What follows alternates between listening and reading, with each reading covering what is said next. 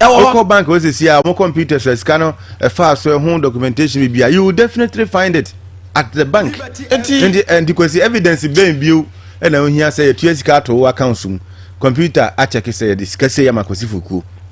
Mexico, sorry for cutting you. Oh, you no problem. Now, one by some says $1 million, one hour by Jano, you who scanner. And then once a Beko bank, a honey, I check, say, she can't find we see when some. Then we go back to project now, so you know. Did you do it?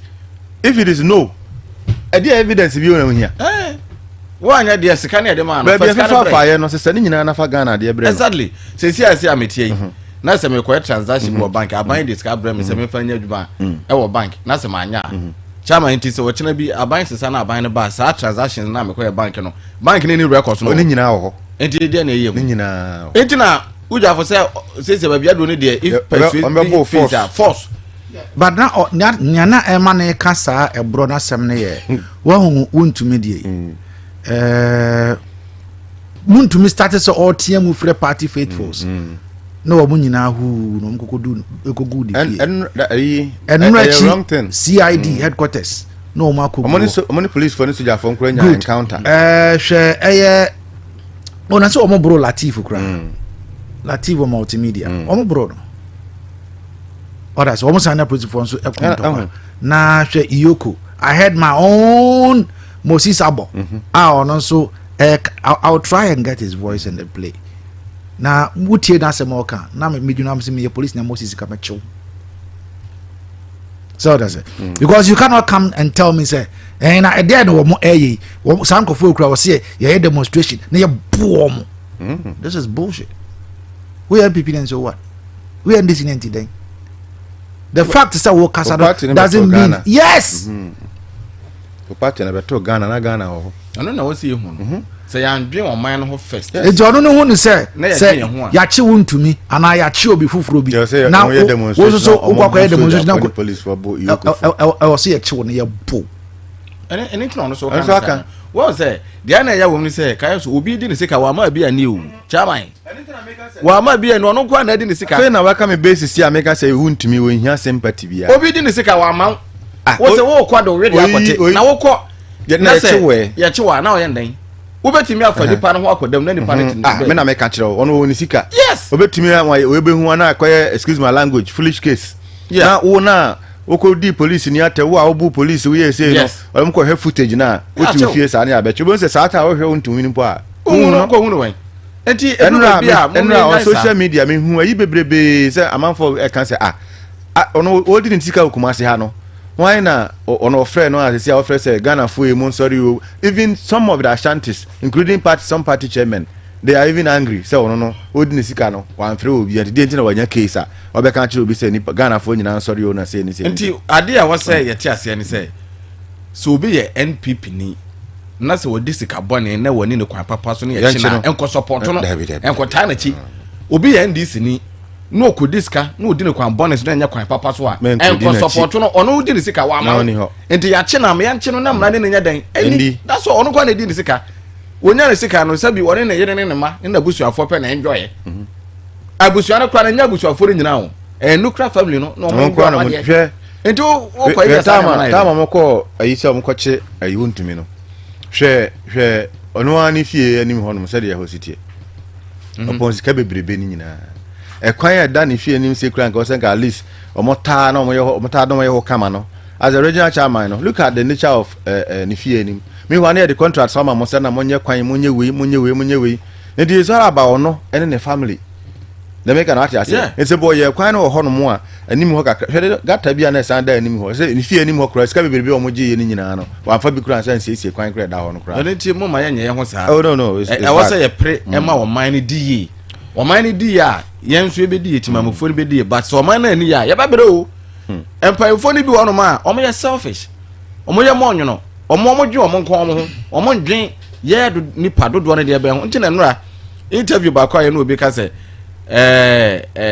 o man panyini na appointees no o mo de Ghana for adwen ye den e di agro no kure Saje we ntina man ka sa no I say ya che no crocro de John sa ya che e ko ba bia I somewhere now for say one time adanko dada do ni but kwesi on this issue no we delve deeper but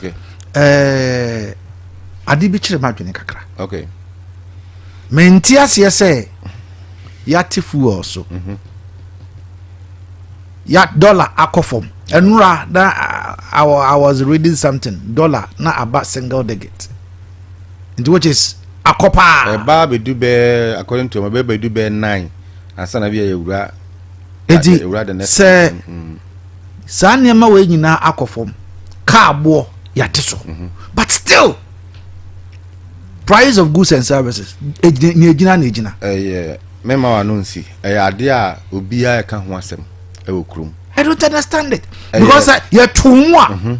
Anka ka tutu ni mam rough kaya so yet modern on say one time na obi betena ha na mo kan say the first na ya abro but say the hu say eya ye bayi so kaya one of the people na no betena ha no my brother sometimes we need to be serious oh adena I say nra ni nra chi mu nyina yedi nkomo na me kan say adena wo ton no yen fa say kwesi we deal with general goods said na najeyi eton wa say ene ma na wo store no mu nyina no ono nya no na odie I think say drinks ni those stuffs we free ha no ma we abekodwom akoto board they make out say in say mba ho beto ade na wo nte wo die no so a ebe de na me so me die na meton no me so mate so wo se driver ni no yen force no man tickets ka so ma ye amanate so but Obi, still you are talking old stock obi take adwene ada onya sleepless nights I make sure say dollar kofom I make sure say fuel price and wo so no ekofom and wo de won am egu store mu no why adwene say wo de won te so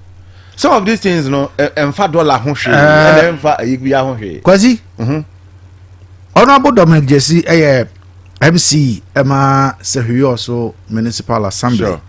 We're joining the conversation now. Okay. Honorable, good morning. Good morning, Minia. Na apprentice. I used to adaruma apprentice pa. Na mboche more. Wafuashe ngakaka. Honorable you unwaso. Chabe ni abawa. Alema watu na hore ngowa. Na nmenu yala de obodo onta. So se boya mebo approve mo boya nyele. Ongwese ngomo mosokoti na menema ngomo yejuju. Ngowa pa Honorable na pedi ye frɛ wa abɔne enim say dwumadi a ye nyina ye di ye hwɛ ekwan ye fa so betumi aboa ama enema mu aye mre na the resetting agenda no Ghana ni biara ehu bie na esoro hodom de omaba omo modern se sia dollar bebi ade nam obi ani age ade nam sma fuel enso ebo aba fom ka abo nyina o matititi so but still Nyama ya tuntono eye monte so na board baby agina na agina mechanism ban na modi gu akwa mu se na be ya bema amanfo no atete nyama so ama ganafo ye ho atoye okay me ya me dase na me fa kwanya so bi na me chia se wi so manfo nyina enkanka wona waje bra no pa wutie makasa fidie Liberty FM na me ka se me se da okay die yin na di ho adanse abribia ye beto fiwe mu anase dollar be koso bia no obi ense obi se onto ne nema mu ne mabo mu se nipa so fa ne se so ye ne den sa de kwa ye produce no yo so hampo no ye obi aso ya to dollar mu le we ko ne nti no so ato ne di mu automatically ne ya but then menim say history in the recent history ne die nka say ya tinema ebo san say dollar above form in a way affect the man say they affect any address ama even fuel adabi the determinant na e dey ehwe ne mabo no and then nyina aba form and ordinarily no ko bia nim say aba ne say ne die nka jadufo na mo ton ne ma de tonfo no ko behwe so na aja nka mo atete ne ma so ama abwa yi nyina zede na mo kan wona woton nyema Africa akono wo expect say ono driver ni beti ne nyema no beti ne fair ne so ba wona woton ade ne de ye wo de obo ni gina ne gina I mean basa enye fair de ye jambo mu ni say yi nyina ye kan nyina akoye bibre na akoye gidifo a ye ko wa ye ne suban kire say Christopher ne agidi for mapa but ye no wo ye dwadi mu no an sem fata ene no enko na the ama we aban ni say I think say we be generate another compensation Ghana e wo free market enti obia na determine the obeso ton na ade so the cost is here no ma adwen foforo bi I think say up there no omo sha ase ani sa enkomo no say e wo say you determine ene mabo eni kwan say ye ni sa free market no obia e de ope ene ye ni drafo aka mama nyamo nti ase omo to omo de so in stand je no say sha ase ono ho I believe say BECHEM tackle down na it me control price obia ntimi nya de ope otherwise that fast one na anka osta kan nya no ya te so wotro ho dollar no ya te fi wo so osta kan enya impact e wo ya kasa abrabom but you ni sa and I feel say it has come at a time I say nyina ye sha ase di sa nkomo no especially wotro ho no na decision no nya tackle down na intimi impacting positively otherwise you bit me at dollar no so wa you tell your ho djuma finance minister bona ba so mo bo djuma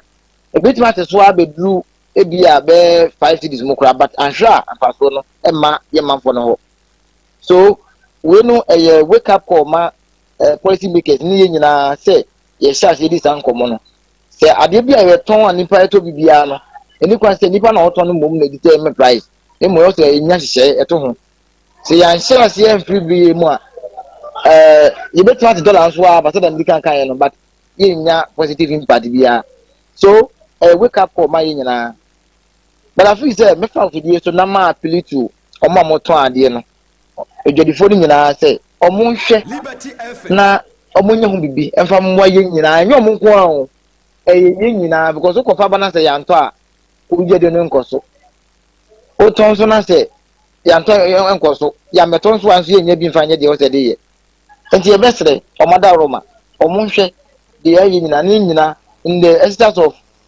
good faith no ye nyina emfa mwa ye ho enye obi na eya ma no ye na ye ho na eya boa ye ho enti omo hwe ne sa kwan ne so na omo so ehihwe aso kakra na aho to na nyina epe no emra enti sa na de ye koso wosoro ni nyina no menua e be ye de dollar na e ko form e di ni nya hoden but then basically no ye na ye form no de say enya mo bi enfrim ye be srom. Honorable, this your appeal say adwadifo no womo amfa nya adwuma what next? Everything I can, no, I do want my free market. I understand, but nyina mu no so no. Wona wo ye mampani ensi anemu ewa ha. That's true. And I can see no.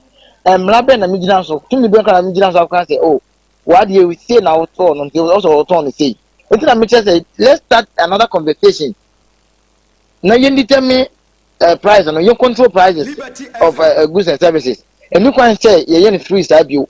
Means free market now from that time payment. Yeah, I realize that yes, Emma, you say no. A time has come also say shy as yes, no. Now price control no. You don't come away. Because you can say just will be determine the price. And ultimately, and you to the benefit of the ordinary people. And from the point I'm making, no. You see, I know because yes, I buy crackers is no all kind of thing. I'm not going to so I can say you control price no.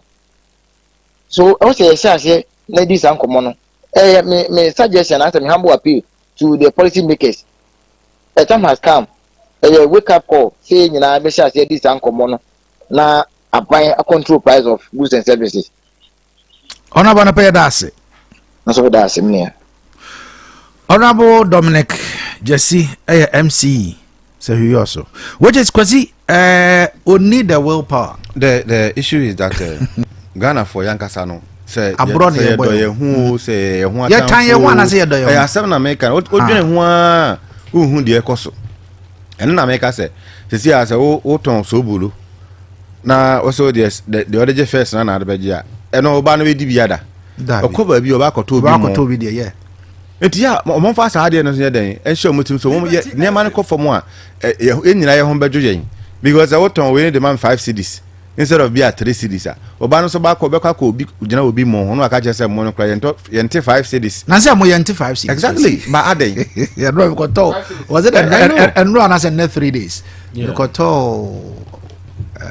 watch 7 cities yeah omote from 7 na so oba keto an kra 7 cities nkra me sure 7 me those days they never yendiment trankra na kuma se ne ye pe no we 10 cities odidi peche wache bibia guso bibia 10 cities kuma se wache ya bo so de ye ho afa dobo and say we dey wa kwatena no hazard na me dey akra de me di ho 1 week na me wo akra ne Cape Coast eno na me na me feel ready go na ka chen Cape Coast ni akra me di ho Cape de ko zedin I want to metena I want to Cape de mas anya ije wo common changing kakra e ha no 5 cities no e o de na 20 cities yeah correct are you serious come on enti mu ye ni pa mi ensa na mu pie e be wie de mobile pa be to wono mu aho obi salary era na for so be say memra no o say me ka say ke adwuma na ke koye era me ka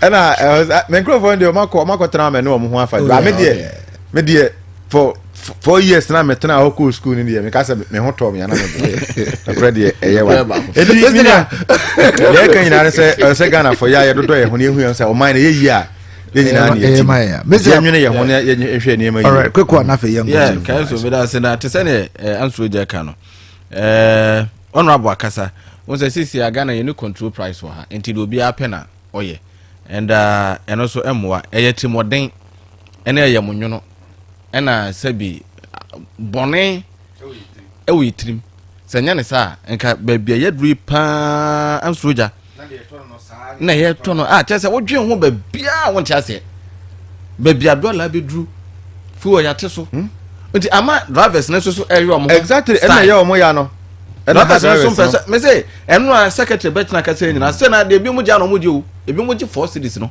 ebi so di 3 cities 50 pesos no you also dey ask and see I don't see me has see oje mbisa na say you also dey ndie manyi so guy back obi nim no pa you also drive woni ya teso wonim oko station ho aboard ni sika no so no o ma tre we ni wo so from Jonasi to Kesikrom 4 cities from Jonasi to you also 3 cities 50 pesos wonim pa but why na be say want to say no awia panyimu bi frame say offro pragia from Jonasi to Anuem na old fair na right and no and was na say yes at there was a massive yent so na ebe day na wa for pragia e de aquarium because we dey usro na had the phone they say no any option they say unim I'm taxi be no taxi no ho ko bo so mo taxi no ho ko yambe che ko taxi da aboduam taxi no taxi ni ho o ma pam taxis ni nyina aboduam be potintin yo yeah what's in your to do pragia na eko taxi no enti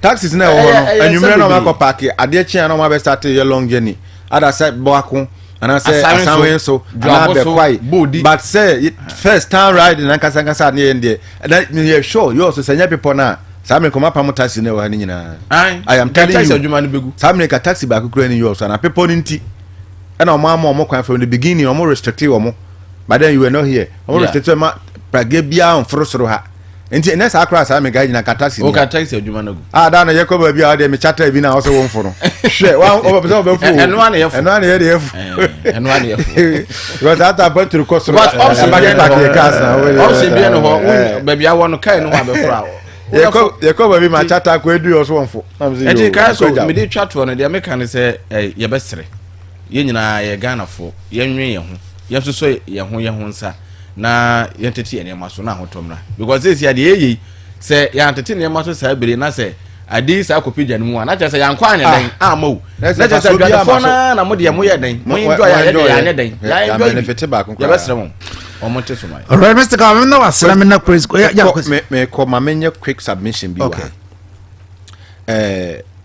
minim say ba wo me sade we benya kwane ya devil deep into that me say engineer na o electricity company of Ghana de hwe ha say nyina no what is happening in Watano so says ensuo muna kra lights and be cut off all right ensuo ta e be cut off after be some 1 hour and I say you know was so part of the town na omo maka de from baby abaya ye fa ye nyina de kosi anwura krom side ho no de just almost and I say ensuo so asase to toto ene mo bebre my brother, we are suffering. All right. And this is a very passionate appeal. True. And yes, I know so, but boys and I has here can no better now got information center and so now you shall be you want to ye na to news or the kind of bra.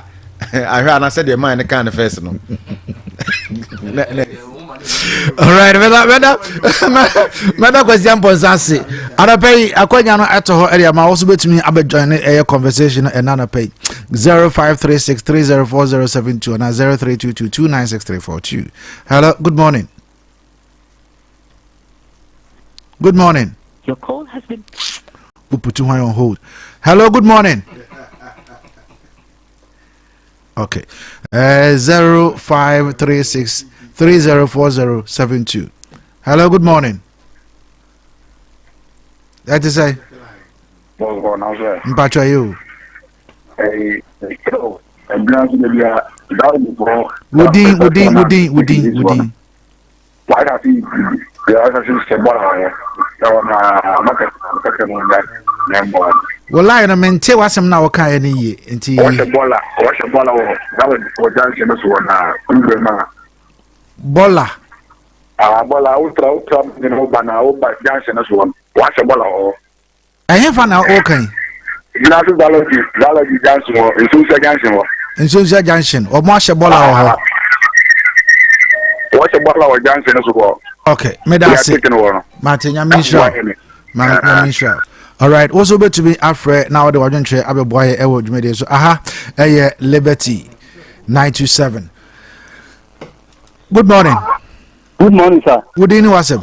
The friend of Mama, the president of Paku. Asama Yentio. Yeah, the Damascene, Napa Mobomai.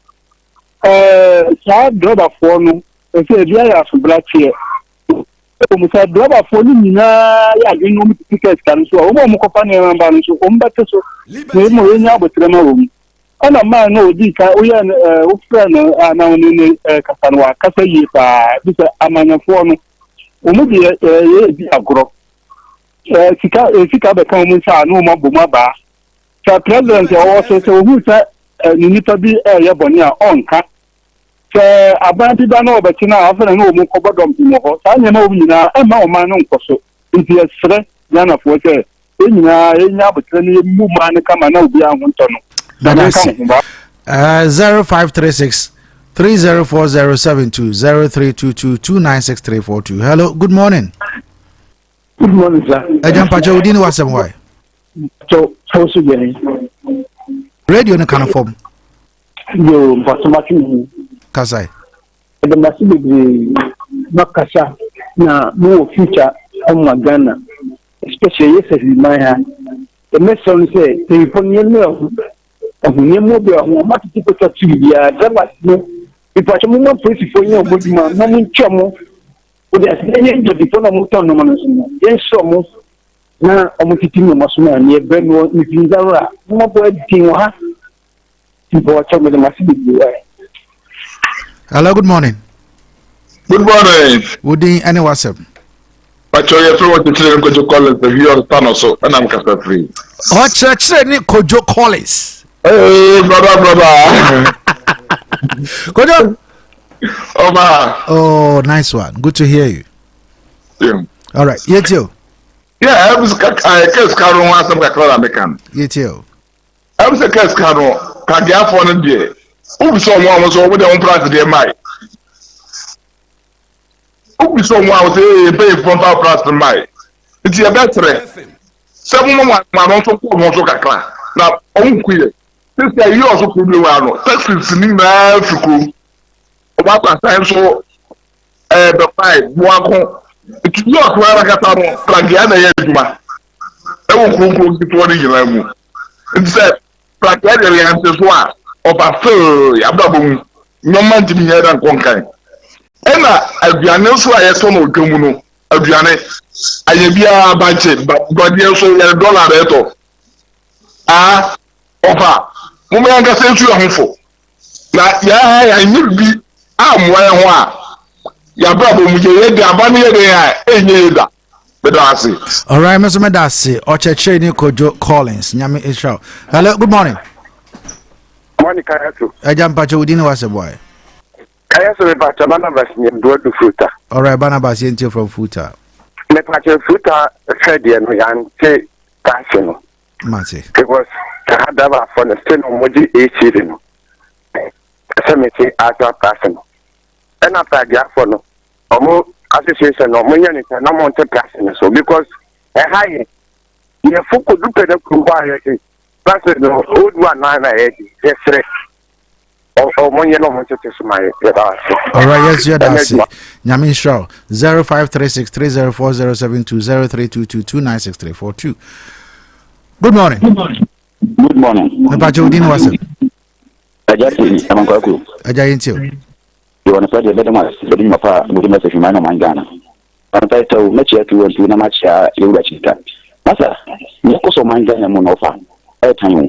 Ghana yanka said ye ya also na panamu ya na to Malaysia komo abewu ke Ghana ne ma ye wa ne da so bre fe na ya to mu na ya da wo ni bi enyam ni sada sana en ye to ko to man ye be to fe ye to sma mu to so mu se daji da grafo na ye bu so mu se omu machines no e fe se neutral ana se aluminium no mu diguma na enya ko to abafo mu to mu so mu to bi se be yo man Ghana ye nyina ye de bi de she papa na no wo kasa na wo se ne Ghana se wo bi this guy ya you to de na be show mu se me yes you to so be amfani ho adwene and no hwe no wa anhwe no bi yodo wa anhwe wa wo ye bed bi na mo bi so no wa fere won kwa you to no obi ka se ye konkwa ya de bi ofata oba bi na fere ho na amanya foro mo anka se ye do musika onya me ya duma. Thank you.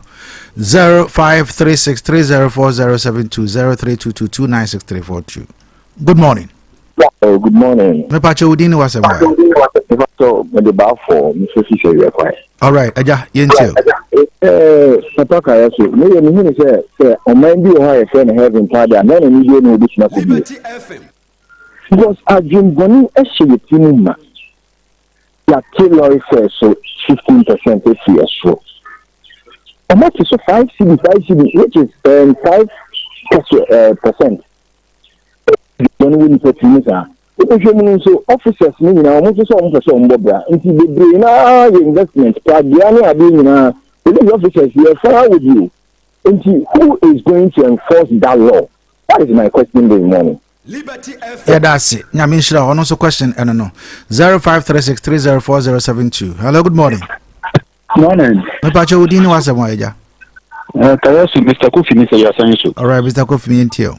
Yo Kayasu anope mechiao ene wapanfu. Na mefa wakonya wusu no machia azikasa mobodu. Eki Obasanjo. Machia 212 Lovely brother machia wa no say. Miya machia ma sela awuya. Asemo abano eneja yebeka ho kakra. Wontumi ye chinu a enye bone. Wontumi omromla so ewo mem. Na ekwanya ebefa so akhande nipa no ene asem no. Bra ni wo hai Kofi. Meti asanye so mafum. Ye invite me. Sa me kokama na ahomachi ni abebe upuna ideyi. Bra bone ben adente kumi. Hwe kwanya ye de fa so. Wuni ene nti se obi agiska na wo setin china yukubu ni punani na yakwa na ahomachi. Ye bi mu di mark akata wo ni moni. Dada eba sanye fe na sofu bi no kasa ye no. Kwenye ni se ni bi ye na ni se ni bi nso na mfa ne se wo ye sofu. Since or na ye se wo ye so ya na okum nipa o saka be ye sofu wo be ye Paul dia enu nti na wo ene wo ofre ho so ye sofu won sem no kan ya na ebi ye gayidro na sa driver for no so ye sire wo mo atiti no ma no so wemum wo se onabo e kan bi se ye ni face price because aban enka no mama ne ma saka ba wo ne store se first ni e wo GNPC UTC we no a enya makofa aban akofa ne dia ba wo de no board ya ye kwa koto babia wo fom aban store nti sa na wo se ba no nti Ghana for no ye na ye tia obi na so no de yi nti ye sere mu no mana ba fom dia mo so ti so na ye nyina ye ko yi let's go via that say yemfa last caller na yemfa insi awa. Hello, good morning. Good morning. Good morning. Hello, good morning. Where am I last caller from say? Friend of the Pacific Financial class opposite the Palace Bible Church. All right, over do you? Yeah, only BB. Down now. Make my mouth first best fight. It was gonna say be in here. Me am to so such as boss no mo tono series na mo de ba ko ji 50 pesos then te ma ko for the peso we so bi ata me boa series o mo de ji 50 pesos e me ni pato ni sa tam no nipa no to no de o to store na ye boni ana se to se na ye boni iti boni ne de ma masa e Ghana for na ka se wi ase boni ne wo yikim ye to so series o na to nya 15 series a we are see a cabinet bi enya ho dobo mane bro omo de ye sa de toku for da bankui nti adu we so anya mama me da ma tenya me komo yes ya da se ya mfa ofrefo bia bim ye de besi e wa ha agode ma konfo na tena so mo des aseda na penso enko ema omo akwakofa asase hene fertilizer e de aba edwa so omo asase hene fertilizer eye fertilizer kokokua ni ama ye mfudie no atumi aso kama ye kokoo no aso ye na dua no so agye ne ho afri nyarewa hodo a e wa asase no emu esanse essential nutrients bi te say calcium magnesium potassium and sulfur ne nyina no asase ye de fertilizer e de beba wo nti sa nyama wo nyina akogu asase ni ma afi na ama asase no ahoɔden no akɔsoro eye di meta Ghana na wo mo eton emankrofo e wo Ghana ha na fertilizer be ye produce no wo UK ana abrochima mu nti si ade di meta Ghana enso so apone kakra e de ama eye Kauza Enterprise ana agrochemicals na mamfo ensa enkabi enti upe asase hene fertilizer bi atwa ko eye Kauza Enterprise ana say Kauza agrochemicals ana perseverance agrochemicals we nyina ewo safigina se ukwa asan so ebi ewo honum sahwi be kwai ebi wo ho di aso ebi wo honum sara so na samra boy ukoduru honma onsa ebe kabi dodo na wonso petu akokoton a ubetumi afre Dimeta Ghana Limited for ewo 0593 8541 mo bia ntra ho ntwen boost your cocoa yield with asase hene. Fire good morning boss boko me patro nyam yado me hoye bogaji ajimara ezai boss o kese na don vem ne wasoro pa no pay all right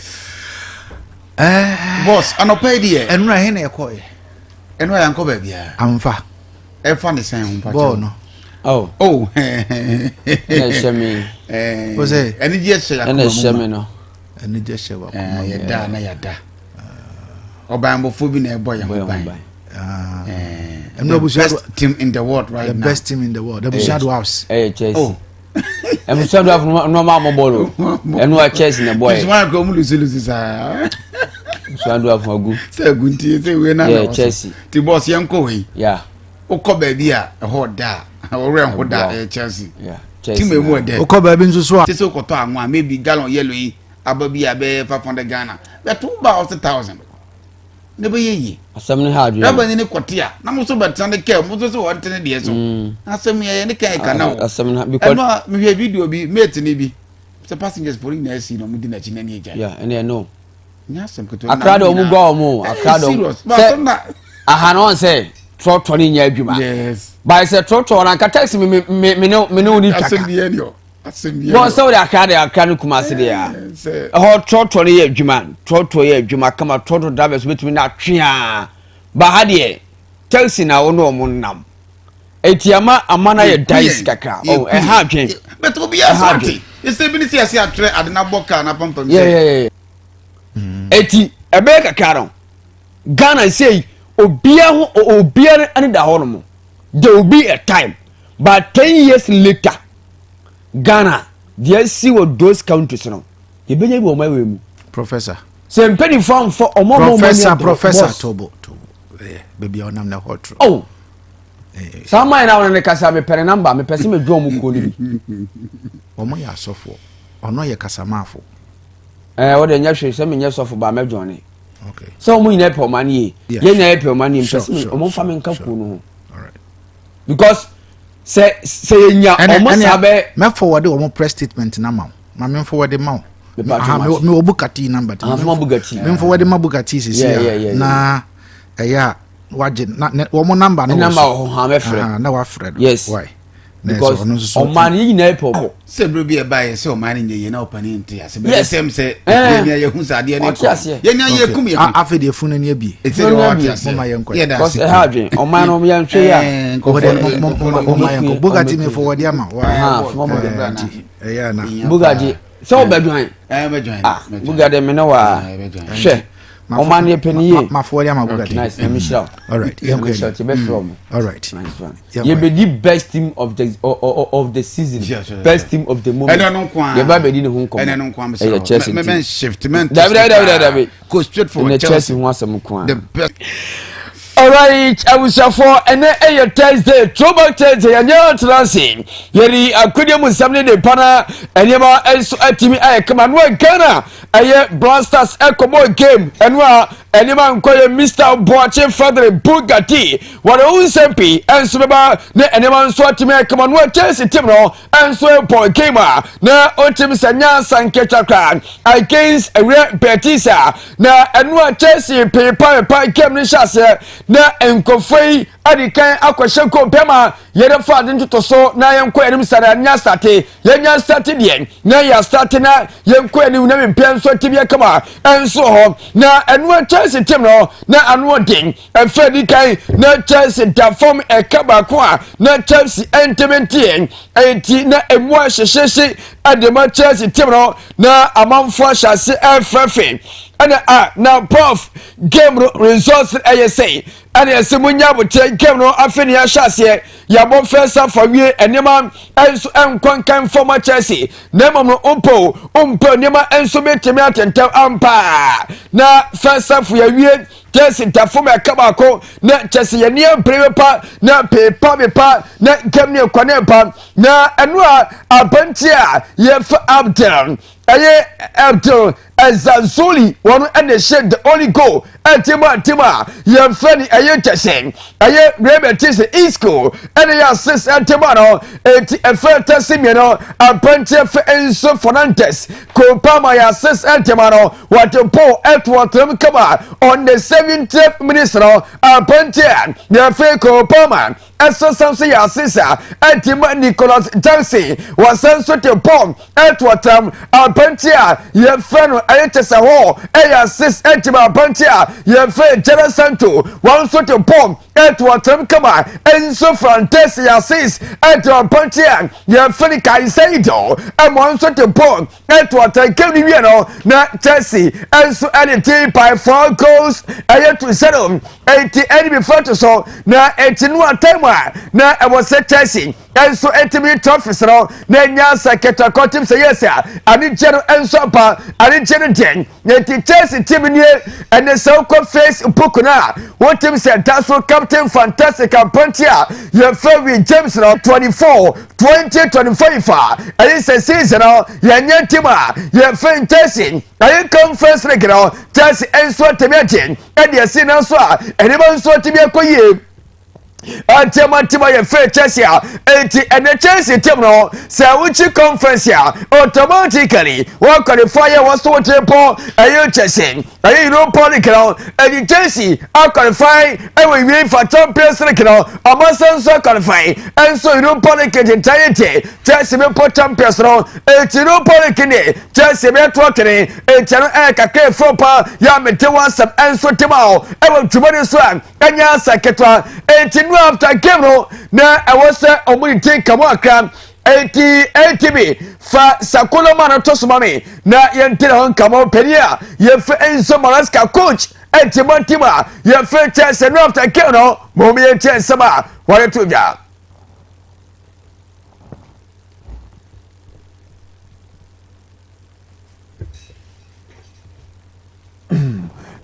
Mugai na check mamina yancha and sama no peria ye fe Chelsea Enzo Maresca Enzo Adetoja the happiness was too much after Nottingham because you know you go all season waiting and then so we struggled a little bit first half and then second half we were much better and we are very happy. Congratulations. Thank you, Joe. Thank you. Brilliant. Thank you. You know you said that like the celebrations was too much. As a manager, how what gives you the sense of that? You know, or was you sitting there thinking they're ready? No.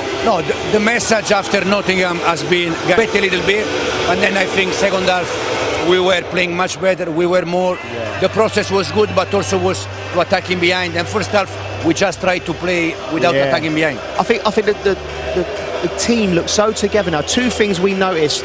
Obviously, you didn't start Reece, but before the game, we was watching him, and he was going up and he was being a captain. He was talking and he was leading. Joe, I promise you, I will start always with Reece. Yeah. But I'm trying to protect him. Yeah. He played more games this season than the last 2-3 years. Yeah. And he's happy. He knows that. But he is top player for us. Yeah. For us, it's like Cole. Yeah. The problem is that we need to manage him. Yeah. And when we change him, he said to me, "Boss, don't worry, we're gonna win the game." Yeah. Okay. Hey.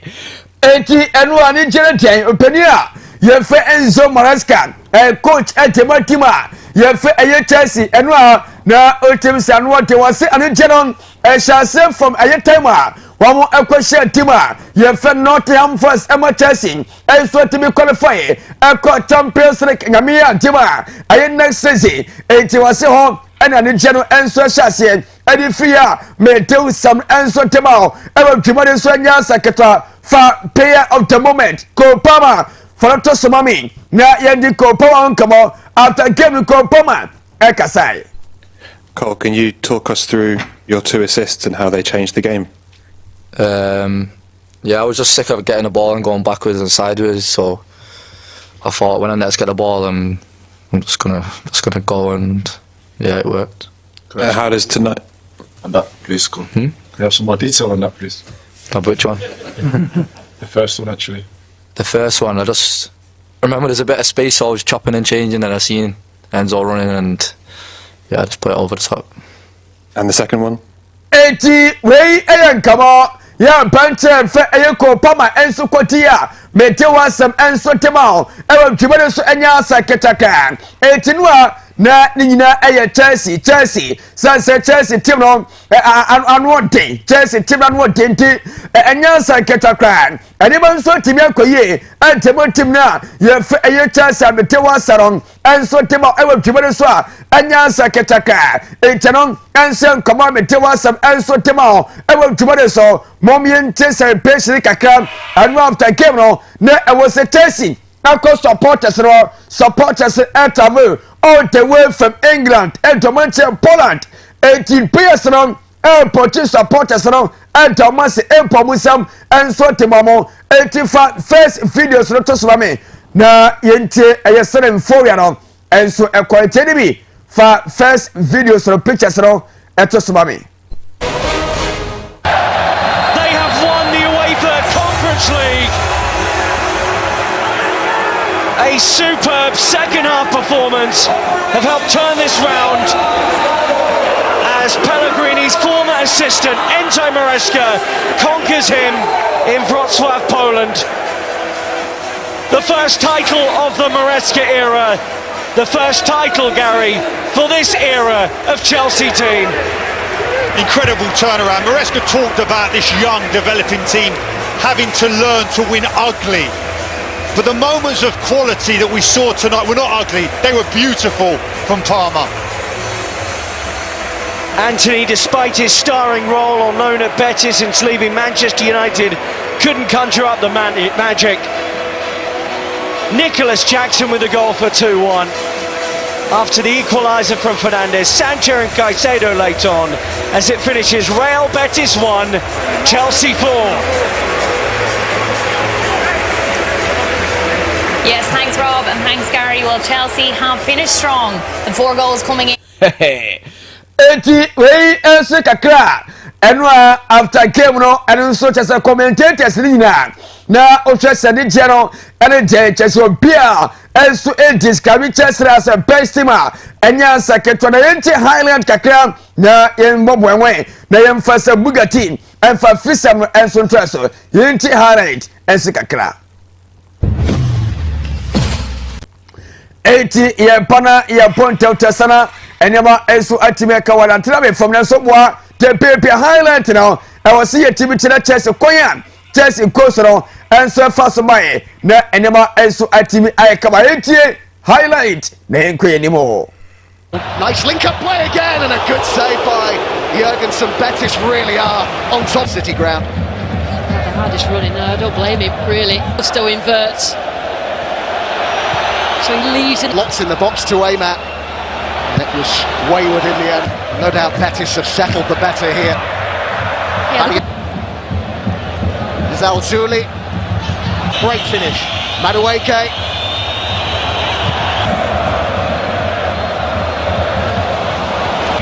Well defended, good shape from Betis. The two central midfielders. I say though.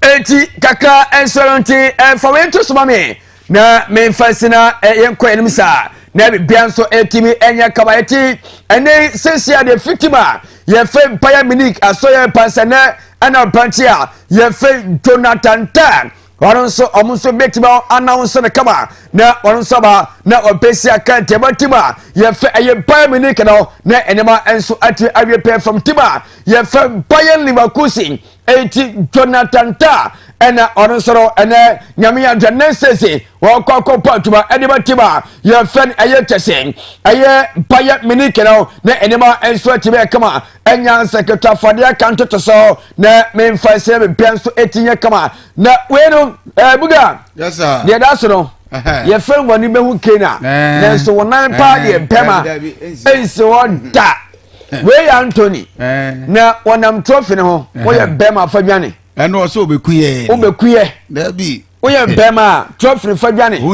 untimi aha chess na ne ye bo yes chess na ne ye bo no e ti trophy ni ena Anthony enenam ho onfoko a enye yi da bi ebe kasa wo ye kromfo fato ho enya wo dia Daudi ze bo da ko mu no eti Anthony enno wo sum papa baduba bi na e wo se gire Sancho on se Sancho oni mi nya bo Manchester United eti wo se o coming down be ma nya hwe bo no mona muntimni yemmo na se gaga bi na mo ye won ye started the share ma mo share ba ko nya hwe won eti momo de nyame yadma nesis mu kwakobo Europa eti ho na mo yire mo yes eti the sound to motivate no okay eno so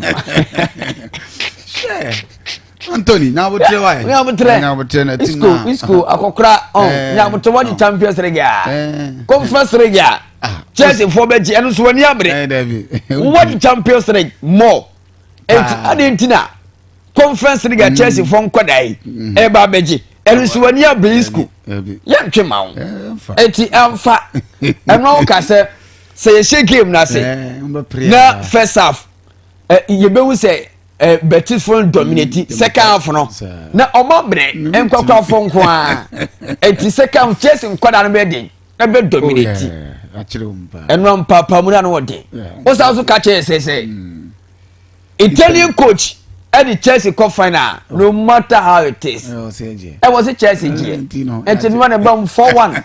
O mother, say Chelsea for you. O mother, pressa. One team in that. Who's on team in Piawanti? Then I'll be. Okay, in Jeff, but I say, I'm so for prop, and I will tell you, Casana pay what they are on at the Ababaton Mopes Sports Station Hanum, Liberty 92.7. Yes, yeah, but you're on a pay a few summer and Sakaron Samum, and so at the Ababaton and Tivabashas Nedin Komoka Kendra, what GTech Community Stadium of Brentford, London, now and Nasa Gutobian in Sagana, ye Quaco didn't could now pay. Yatima ko final na yakwa ball in cup ne woni nyina no entima ko yie Ghana ye lose 2-1 against the Super Eagles of Nigeria we mu ana ejina mu edema o my Ghana goalkeeper ni di ede Benjamin Asari eda po num Kamaldini Mahmudu Ebobi Stephen Ambrosius Aaron Esel Gideon Mensah Razak Simpson Abdul Samed Salisu Majid Ashik Meru Christopher Bonsuba Kwame Pokuna fe Jordan Ayiwemu and the Jadi in the chapter for a yentman in Kunim Syria dresses ever first goal Edema Nigerian Fay Ongono Ako Edema Razak Simpson Fay Akoda Diary Thomas Asante Eti Kanumbakum Edema Ghana don't 79 7 Kasaria Ghana Ebesia Trinidad and Tobago we a third and fourth now Fay Nigeria and Sony Jamaica about the final now Fay Umachi Cup now Fay the call I don't have the football in the sanity ETL you didn't come up coach the dia di oto so di nkomo wa bra game no ko na o so no dia oni awe ho kra Ghana we ya mo kra nkenye ya ohuni se performance na dia especially second half no na ye pa yentie coach Otto Addo Yeah, like I said, the first half we were not aggressive enough. It didn't make click from the team.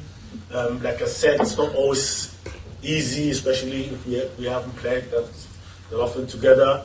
I think Nigeria had a more mature team who can maybe adapt faster. And we had problems, to get into the duels, to press well, but also to defend well. But second half was really good. I have to say, even though we lost, I'm happy for the second half. Really saw some talents, like I said, I don't want to mention names. Well, we hear some coach Otto Ade too. Now, it's not a cotton ribbon comments. I see a performance in Ra, not any bad crowd. Otto so Kasaka Kadifahon. More aggressive in the first half.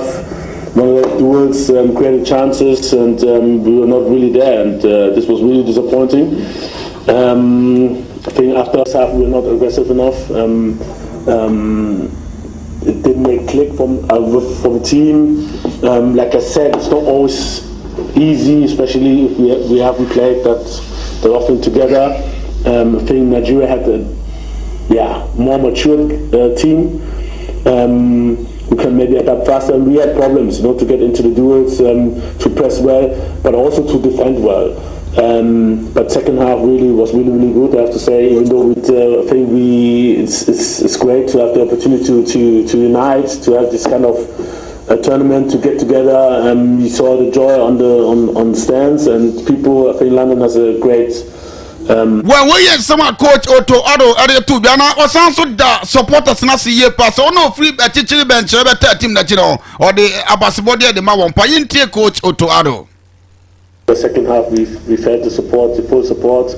They were cheering up for us, and Nigeria surely. I mean, they were happy that they won, so we heard it, and I think it's good also for us and both sides to show ourselves to this British community, not only from Britain. I think also from France and from Germany and other countries. People came to watch this.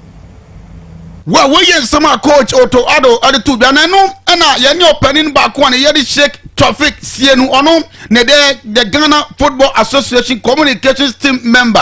Ono so kasa se Ghana way a big test because Ghana ye ntimi anko afko him to way aya dia ebetima boa ye mpa ye ntie shake traffic sienu. It is good for Ghana, considering the fact that we will not be playing at the African Cup of Nations. We have World Cup qualifiers to play in September, but we have no other competition to engage until that time. So it is good for us, considering the fact that we need to prepare our team, get it ready for the World Cup qualifiers. Failing to qualify for the African Cup of Nations, the only compensation that the FA can give to Ghanaians, or for that matter, the Black Stars can give to Ghanaians to qualify for the World Cup. Now we are leading the group. We are in a very good position of qualifying for the World Cup.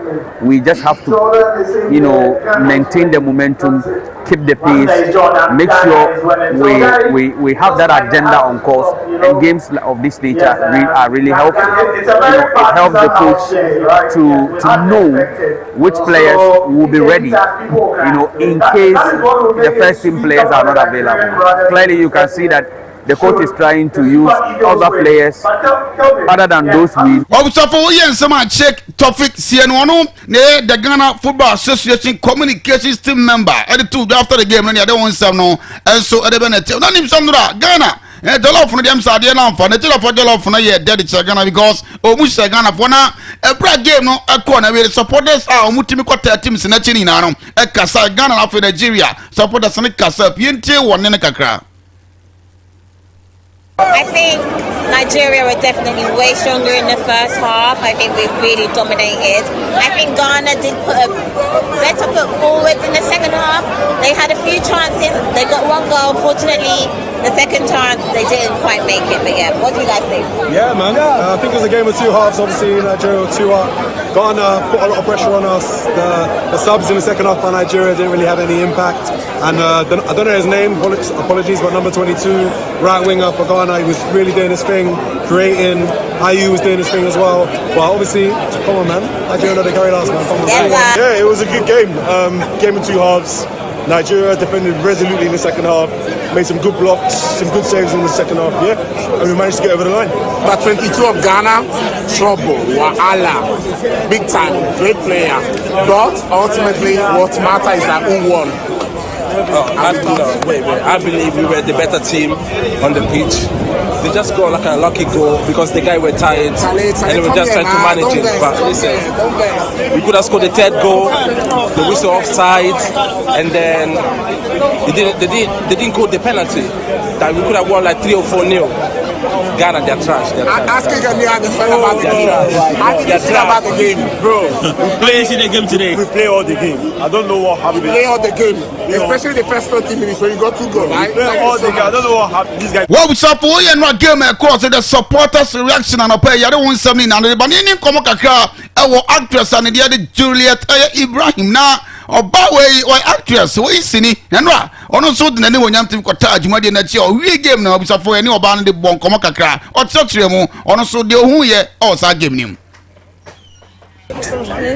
You know, as you see, I came prepared though. I was like, okay, whoever takes it, because you know, for me it's all about unity, it's about peace at the end of the day. But the Ghanaian players could have done better. They could have done better? I even think some clones were there on the field. They were not real people. But you know, they were younger, you know. And then the team play for the Ghanaian side was not really. Well, we have some actress, Juliet Ibrahim, or the 2 Ghana play yam yet here for and so ultimately we fan chat for brand yet yam. Panami Admotra, we a playoff out you now for 11 wonders not player. Yani Yedi Kelvin or say SCB and so Kasafa game with Yami Admo 11 wonders. Mungodin kunim, not the Ghana Premier League, no, Monso Muntim Emrame Bobby. Hello, brothers and friends. This is Kelvin Osei Asibe, a player of Accra Hearts of Oak and a former defender and a captain of Techiman 11 Wonders. I wish you guys all the best of luck in your upcoming game on Friday. I know it's not going to be an easy game, but I know what you guys can do, and I know the can-do spirit that is there. You did very well in the league, and it's left with the final push to bring. Well, brother, I didn't know the way some Kevin or say as the former player Edema 11 Wonders the other 2 years pay yam yet for, and so at the motivated profit pay or them nanin sem at the ababadum yebiti at the water Frederick with my friend said Bugatti. Liberty FM. Liberty FM.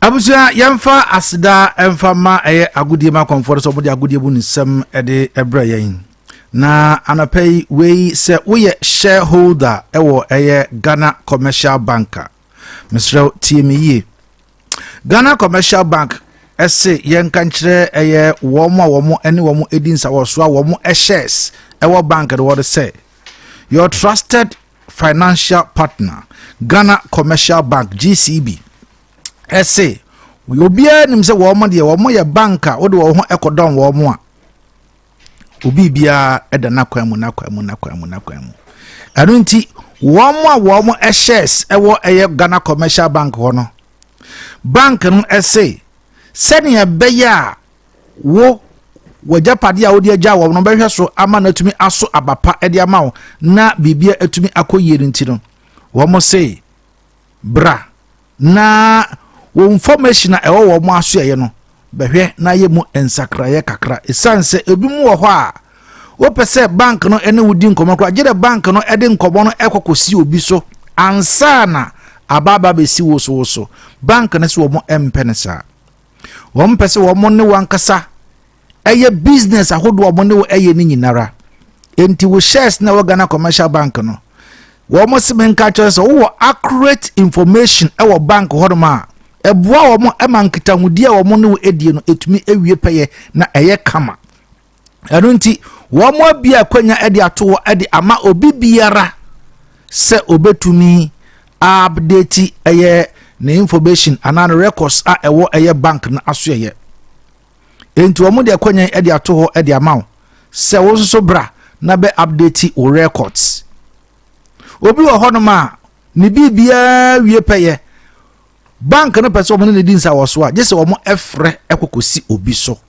ansana eno ena bank na se sa records ni abra na be update na enye kama se ne be ya ebia ebra wo ne bank no din sa wo so na wonni telephone anana wonni mobile phone sesi e wanya bi enti wo phone number no fabra na bank no emfa nhye ho emfa mawo se ne be ya wo mo efre wo mo befre wankasa wo mo send message bi ebeba wankasa wo phone so na enkonkosi obi so ansana abawo ho enti akonyan wo mo edi ato ama wo mo de ato ho no edi ama eye obi biara a one bank no edin sa wo so a nipa no eye shareholder ewo eye Ghana Commercial Bank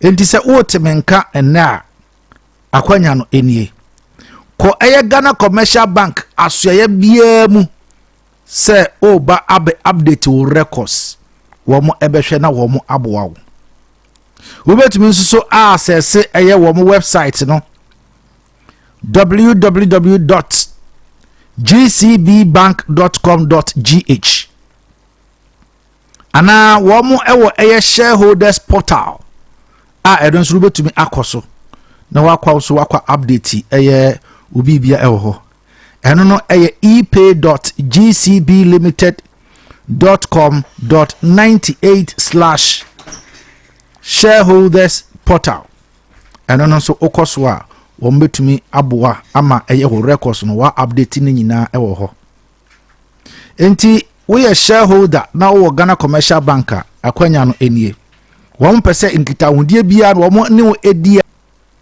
ne bibi ewo bank no asoye wo mpese wo befa obiara so enti enkaiboi tie na hyene nso tuanamon na ko eye Ghana Commercial Bank asoye bia bu na ko update wo records esanse eya dia eho ehia eno beboa ama bank no atumi ene wo edi nkitaho a enkonkosi obi eso ansa abawo ho.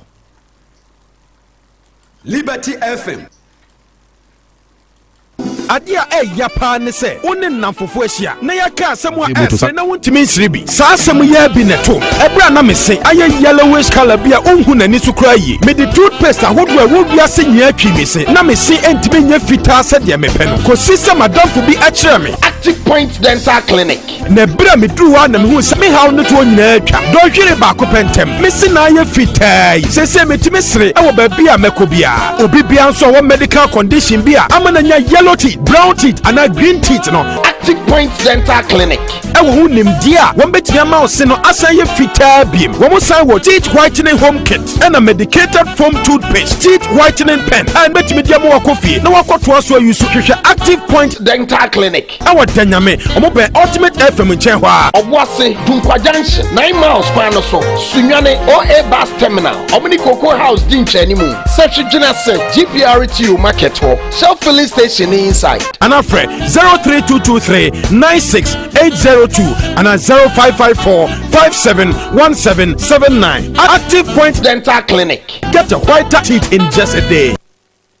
Jojo, wabua mi o. Kofi, manka ncho se mebu enye drama. Wo kan ye menua, enka ne na sisi yade a eha me no nya agrokra. Na sesei de, manya yaresa. Kofi, manya yaresa enna kakra bi a mema wo so adoto heba man capsules yi. Ani Jojo, manya yaresa mretiawa yi efrise, mahia owo so adoto heba man capsules. Menom owo so adoto heba man capsules na kakra bi. Me sisi yade a na eha me no, ni nyina akọ ampara. Owo so adoto heba man capsules ye sisi yade aduro. Enunti me kamfo owo adoto heba man capsules ama obiara owo sisi yade aduro yi enye ma hemfo e ma wo ma nofo ene mofra wo nimfie dumienu obehu owo adoto heba center ewo atwoma yabe wo kwada so kwantempo ne so wo po owo adoto heba man capsules dodo atua frɛ won wo 0242702662 ana 0545355796 FDA agye adwadi nkratoyi yi atum.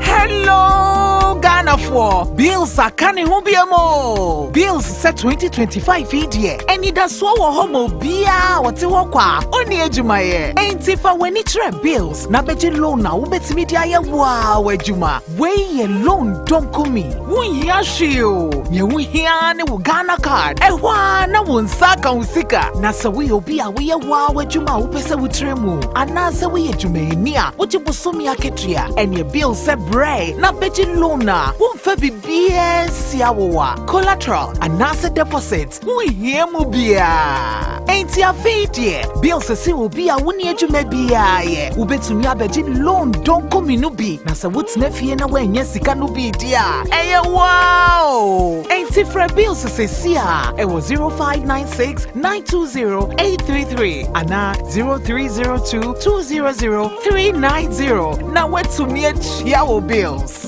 Nemo, HSA Kakrawo. Bank of Ghana and Sasha Bills Microcredit in Shishayase. Bills, financing your needs.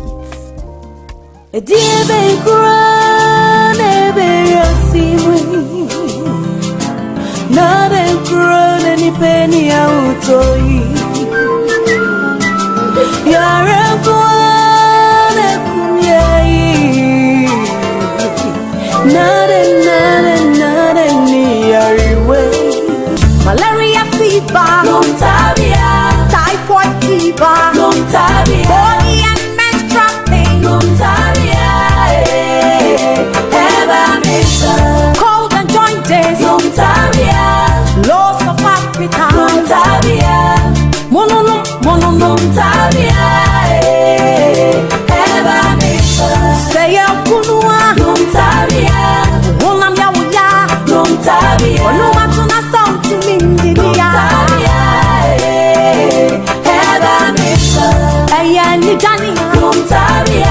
I want to do what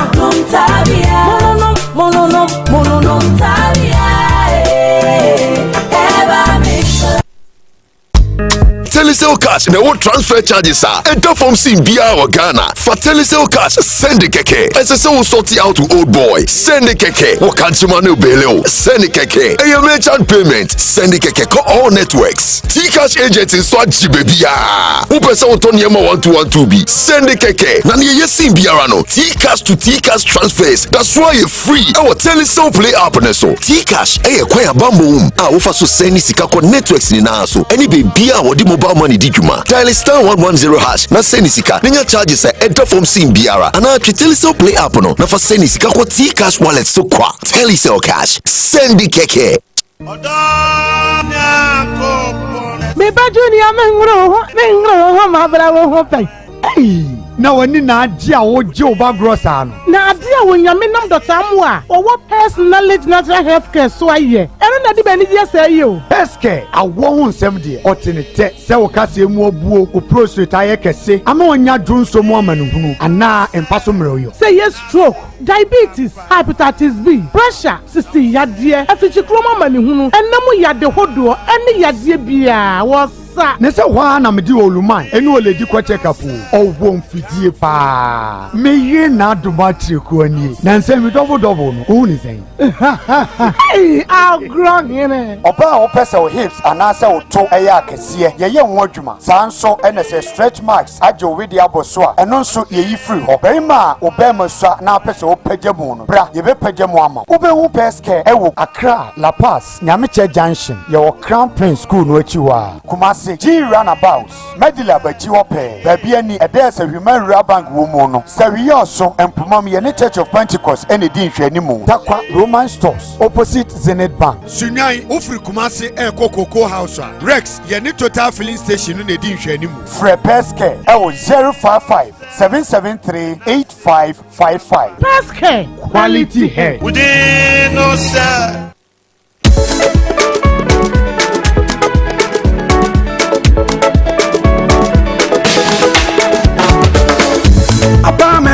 Omande she esen wakwampa ye fa susu me customers nti apa manfi wura bank abaye bank ya dodo no age atomu abefo kwanya ye de mani sika ne nyina ye obi wa ha Express Automated Clearing House Mobile Money Transfer Apex Link I Transfer and Western Union ye branch se didi suwe ye wa electronic banking so aya 24/7 ATM services baby ani se hwebe kwai se hwedwunase asankragwa ene dunko no fen ye switch bankers draft and SMS alert ya ema ho de ekoso wa account mu no eno so ka ho apa manfi wura bank de yensemu ye wa easy loan products ema abandwuma ifo nyina na less than 3 hours na we sa kan loan da eba no third party and comprehensive insurance nso a bra apa manfi wura bank There were 17 branches and more.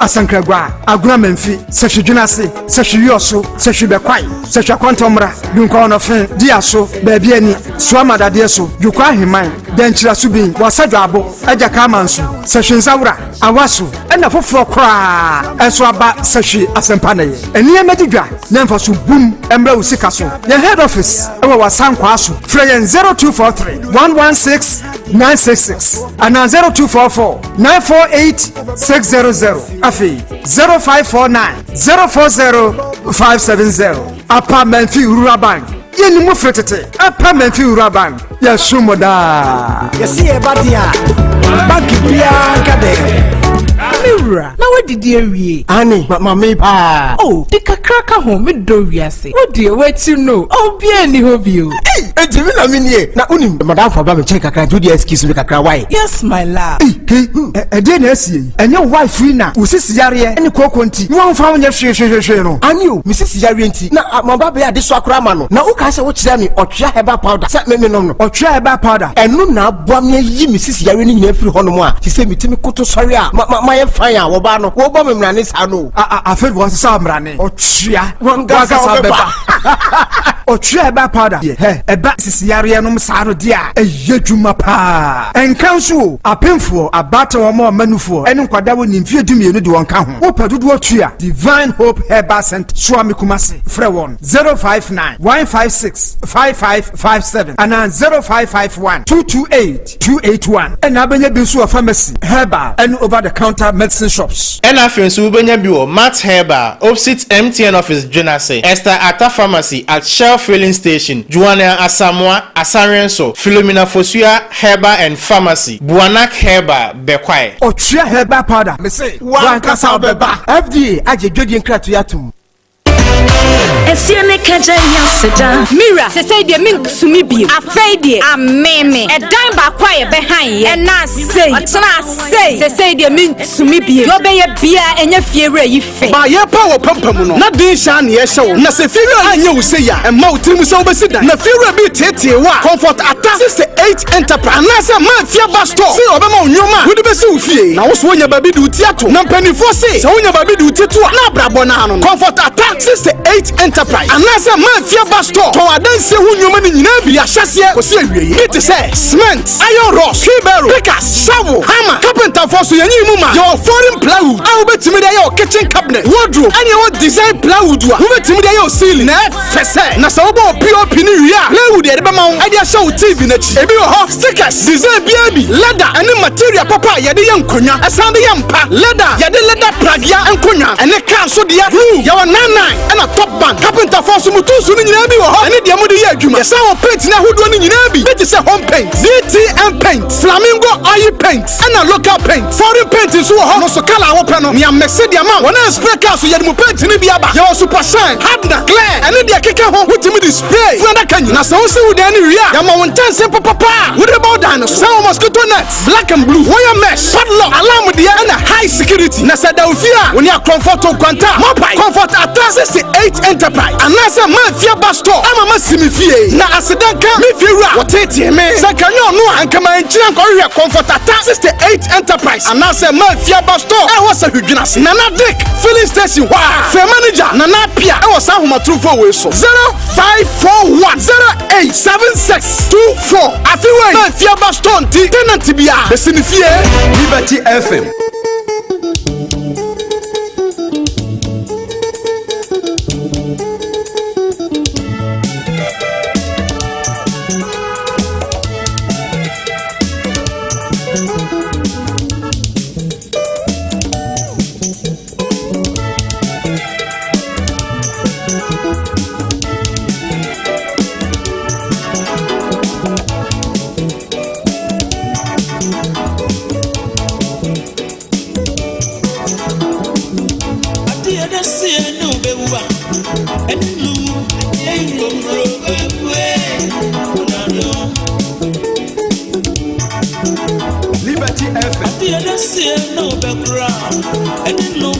Right, abusia akasema mako enan na nonkron abo. Ebraso say ne amanyofo no so edi enkomo. na yɛgye wɔ mo nso adwenkyerɛ ɛwɔ nsɛm a apiepie dwa so ennɛ anapɛ ma menka wo sɛ Superior Hair and Beauty Supply ɛyɛ adwumaku a ɔmo ɛba bebie de nansen a yɛbebie ne foforo koraa na wɔmo ɛwɔ nneɛma ahodoɔ a wɔmo ɛtɔn enti ɛhɔnom deɛ wonya duru hɔnom deɛ a yɛsɛ every strand speak style bibia wo hobia no ekasa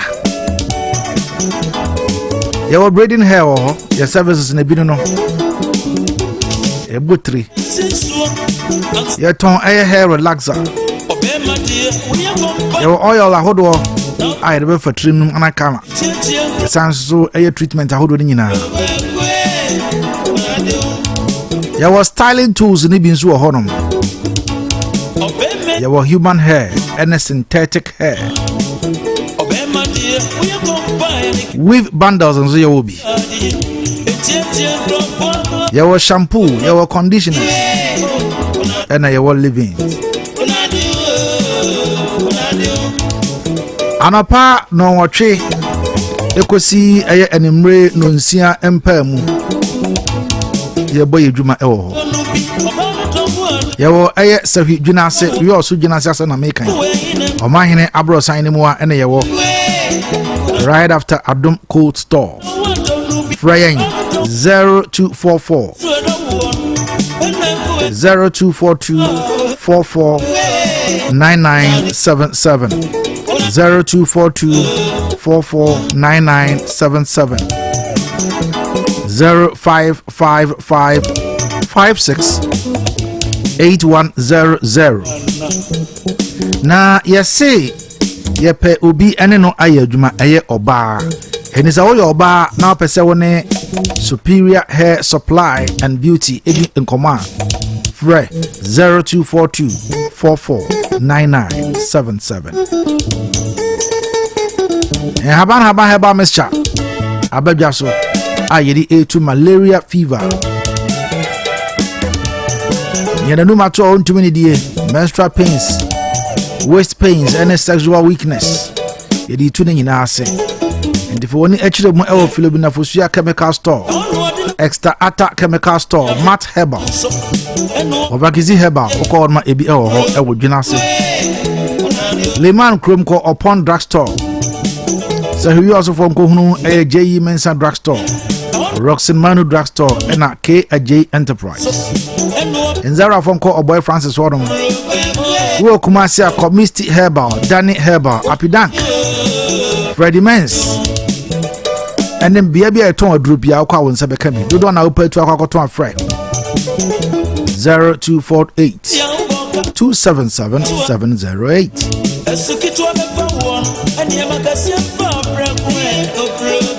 ɔse asuketua ɛbɛfa wɔ ne makɛseɛ ɛmfa aprɛko oprokwaku ɔse wo ɛna wode wo ho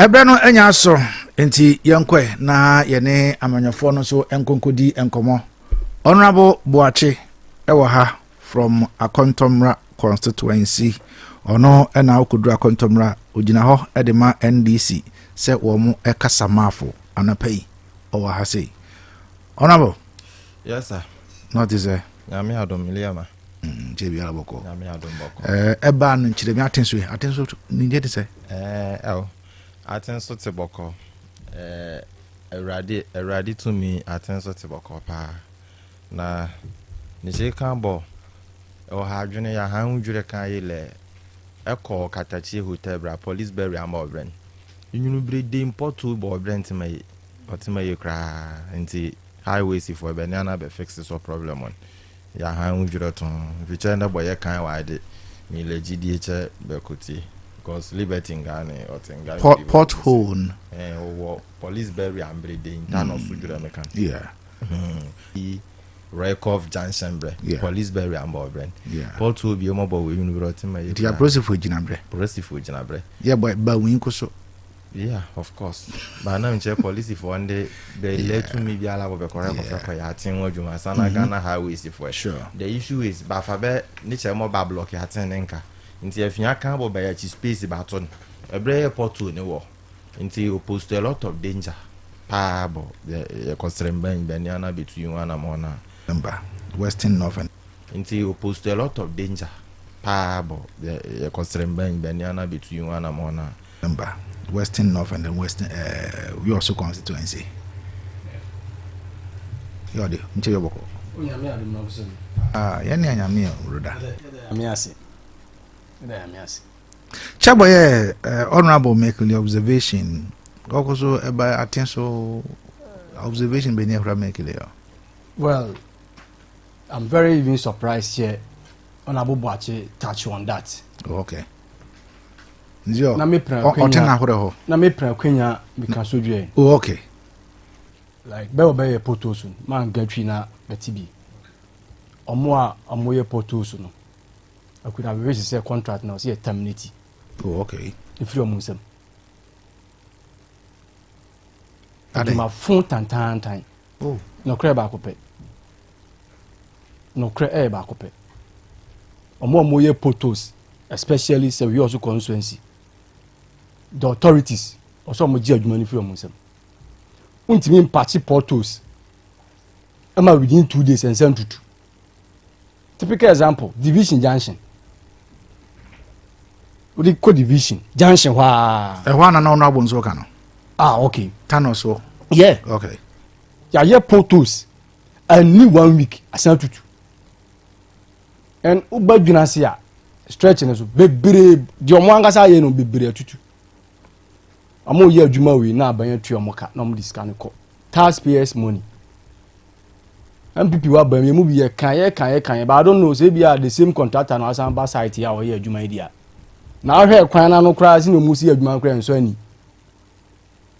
the ji o man ne to ye dia ma contractor so mo nya adwuma na nso o man ne ye adwuma ebe san so di owo ni oye ni aba liberty no na bobo ati ya adwene sasem ya kan enkosu ye because adwuma no o hwe kwan o mo fa so mo ya it seems say ya blaban kra ntu o mo ka ebi o mo de cha aban to mo ye ni o mo pe bia but if say mansin krachi yera dominic jesse onabo so utie anopa ya onabo Luis o ye mu bi kan ya yintimi hu say the same contractors na wo there but ebia na mfri say we also municipal assembly ebia ya wa do contract from ebia region na ebia national benye sa pa de na ye constituency mu dia amontamity contract no. Thank you. And some mu say no wotia na ayese wankasa kra no waboto but yenso betu hona mo. That is the reassurance I can give. Yenso betu hona mo. I'm penso me damase honorable Boache any Commander Zito but anapai yenhwe yensem a egupu no so a wose nyina yedi ho nkomo. I can tell say as we speak as of now chairman Wontumi release no abaso na say emaso ya granting bail there na so no enra o Wontumi ammiti the conditions a ewo ho no nti emane da ho ma ade chen na enumu ena Dr. Mahmoud Bawumia the former president also kasa na what kind of story now I'll be coming to you honorable Boache. Also former vice president Dr. Mahmoud Bawumia has urged the economic and organized crime unit or office and other security agencies to uphold the constitutional rights of Bernard Entry Bosiakon, popularly known as Chairman Wontumi, who was arrested and detained on a Tuesday, May 27. In a Facebook post on Wednesday, Dr. Mahmoud Bawumia expressed grave concern about the NPP Ashanti Regional Chairman's continued detention, especially in the absence of clear charges and confirmed information regarding his whereabouts. He continued by saying that in a democratic environment as ours, no individual is above the law, Dr. Mahmoud Bawumia wrote, equally, no Ghanaian, regardless of political affiliation or status, should ever be denied their constitutional rights. Justice and due process are not optional. They are the foundation of our democracy. His comment came amid growing public interest in the circumstance surrounding Chairman Wontumi's arrest and the legal process being followed. Dr. Bawumia revealed that he had been in direct contact with Mr. Wontumi's legal team to ensure that all legal avenues are being pursued and that his rights are being also safeguarded. But Honorable Wache, yeah, we were buying a waswo, and Chairman Wontumi, ye Ghanani, and this or ye Ghanani na se bibinia. Ye frena ewo approach for us and any of the security institutions na so ya also or adhere to the calls. And this security institutions no edi wo mudwuma now that to Tony and Dr. Mahmoud Bawumia kan yo ho a first impression. You Minua Kayasu, and for that matter, Anope, the Asadavama Trading Point Yankopon.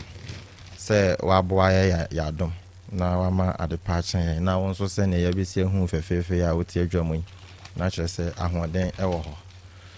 Mefa Quanya so na match our any team new clear, moody, Anope Jumadina. Yeah, that's now higher political program. No. Mesaya fasa na macha and this mumpanyu for nyina because the Shakontomra constituency mecha ya member of parliament of the Shakontomra constituency in a person of Honorable Pius Kwame Nkwa na macha ye district chief executive onusu di juma na miwie ne sa me de sa kwanya yuso becha ye party constituency executives no yenua Gabi, ya church for Panini and all other constituency executives, me chairman of pay. Na match ya branch executives and a branch members on Hewa Contomra Mansimu. A chair is Syria callers, Hewa Contomra Mansimunina. A barry also match ya honorable member for your also constituency. Na match ya MCE for your also constituency, party chairman for your also constituency. Na match ya grassroots and your also constituency, and a Syria callers are a also constituency. Media kwanya yiso betcha office mumpanyufo a yeti liberty ena no pai enyina na yenu no ma chechere fo so ya kai mo se ne dwuna se no ofofo auditing no koso o municipal office ha ye schedule ni sanka nura ne bekoso but ye o municipal office anti dwuna se no ofofo nyina 12 o'clock beba municipal office na menu aka yeso matoa mensem no so from the topic you have given adeba akone se Oman yi nye NDC for dia. Ena oman no so enye MPP for dia. Enye CPP for dia. Eye Ghana for yina dia. Se ye chichire Ghana man no along the political lines a. Kaya so se wonso wunyi wanim se wodon amanyuko bia wo. We a distinguished journalist and as a distinguished media person a we wadwuma.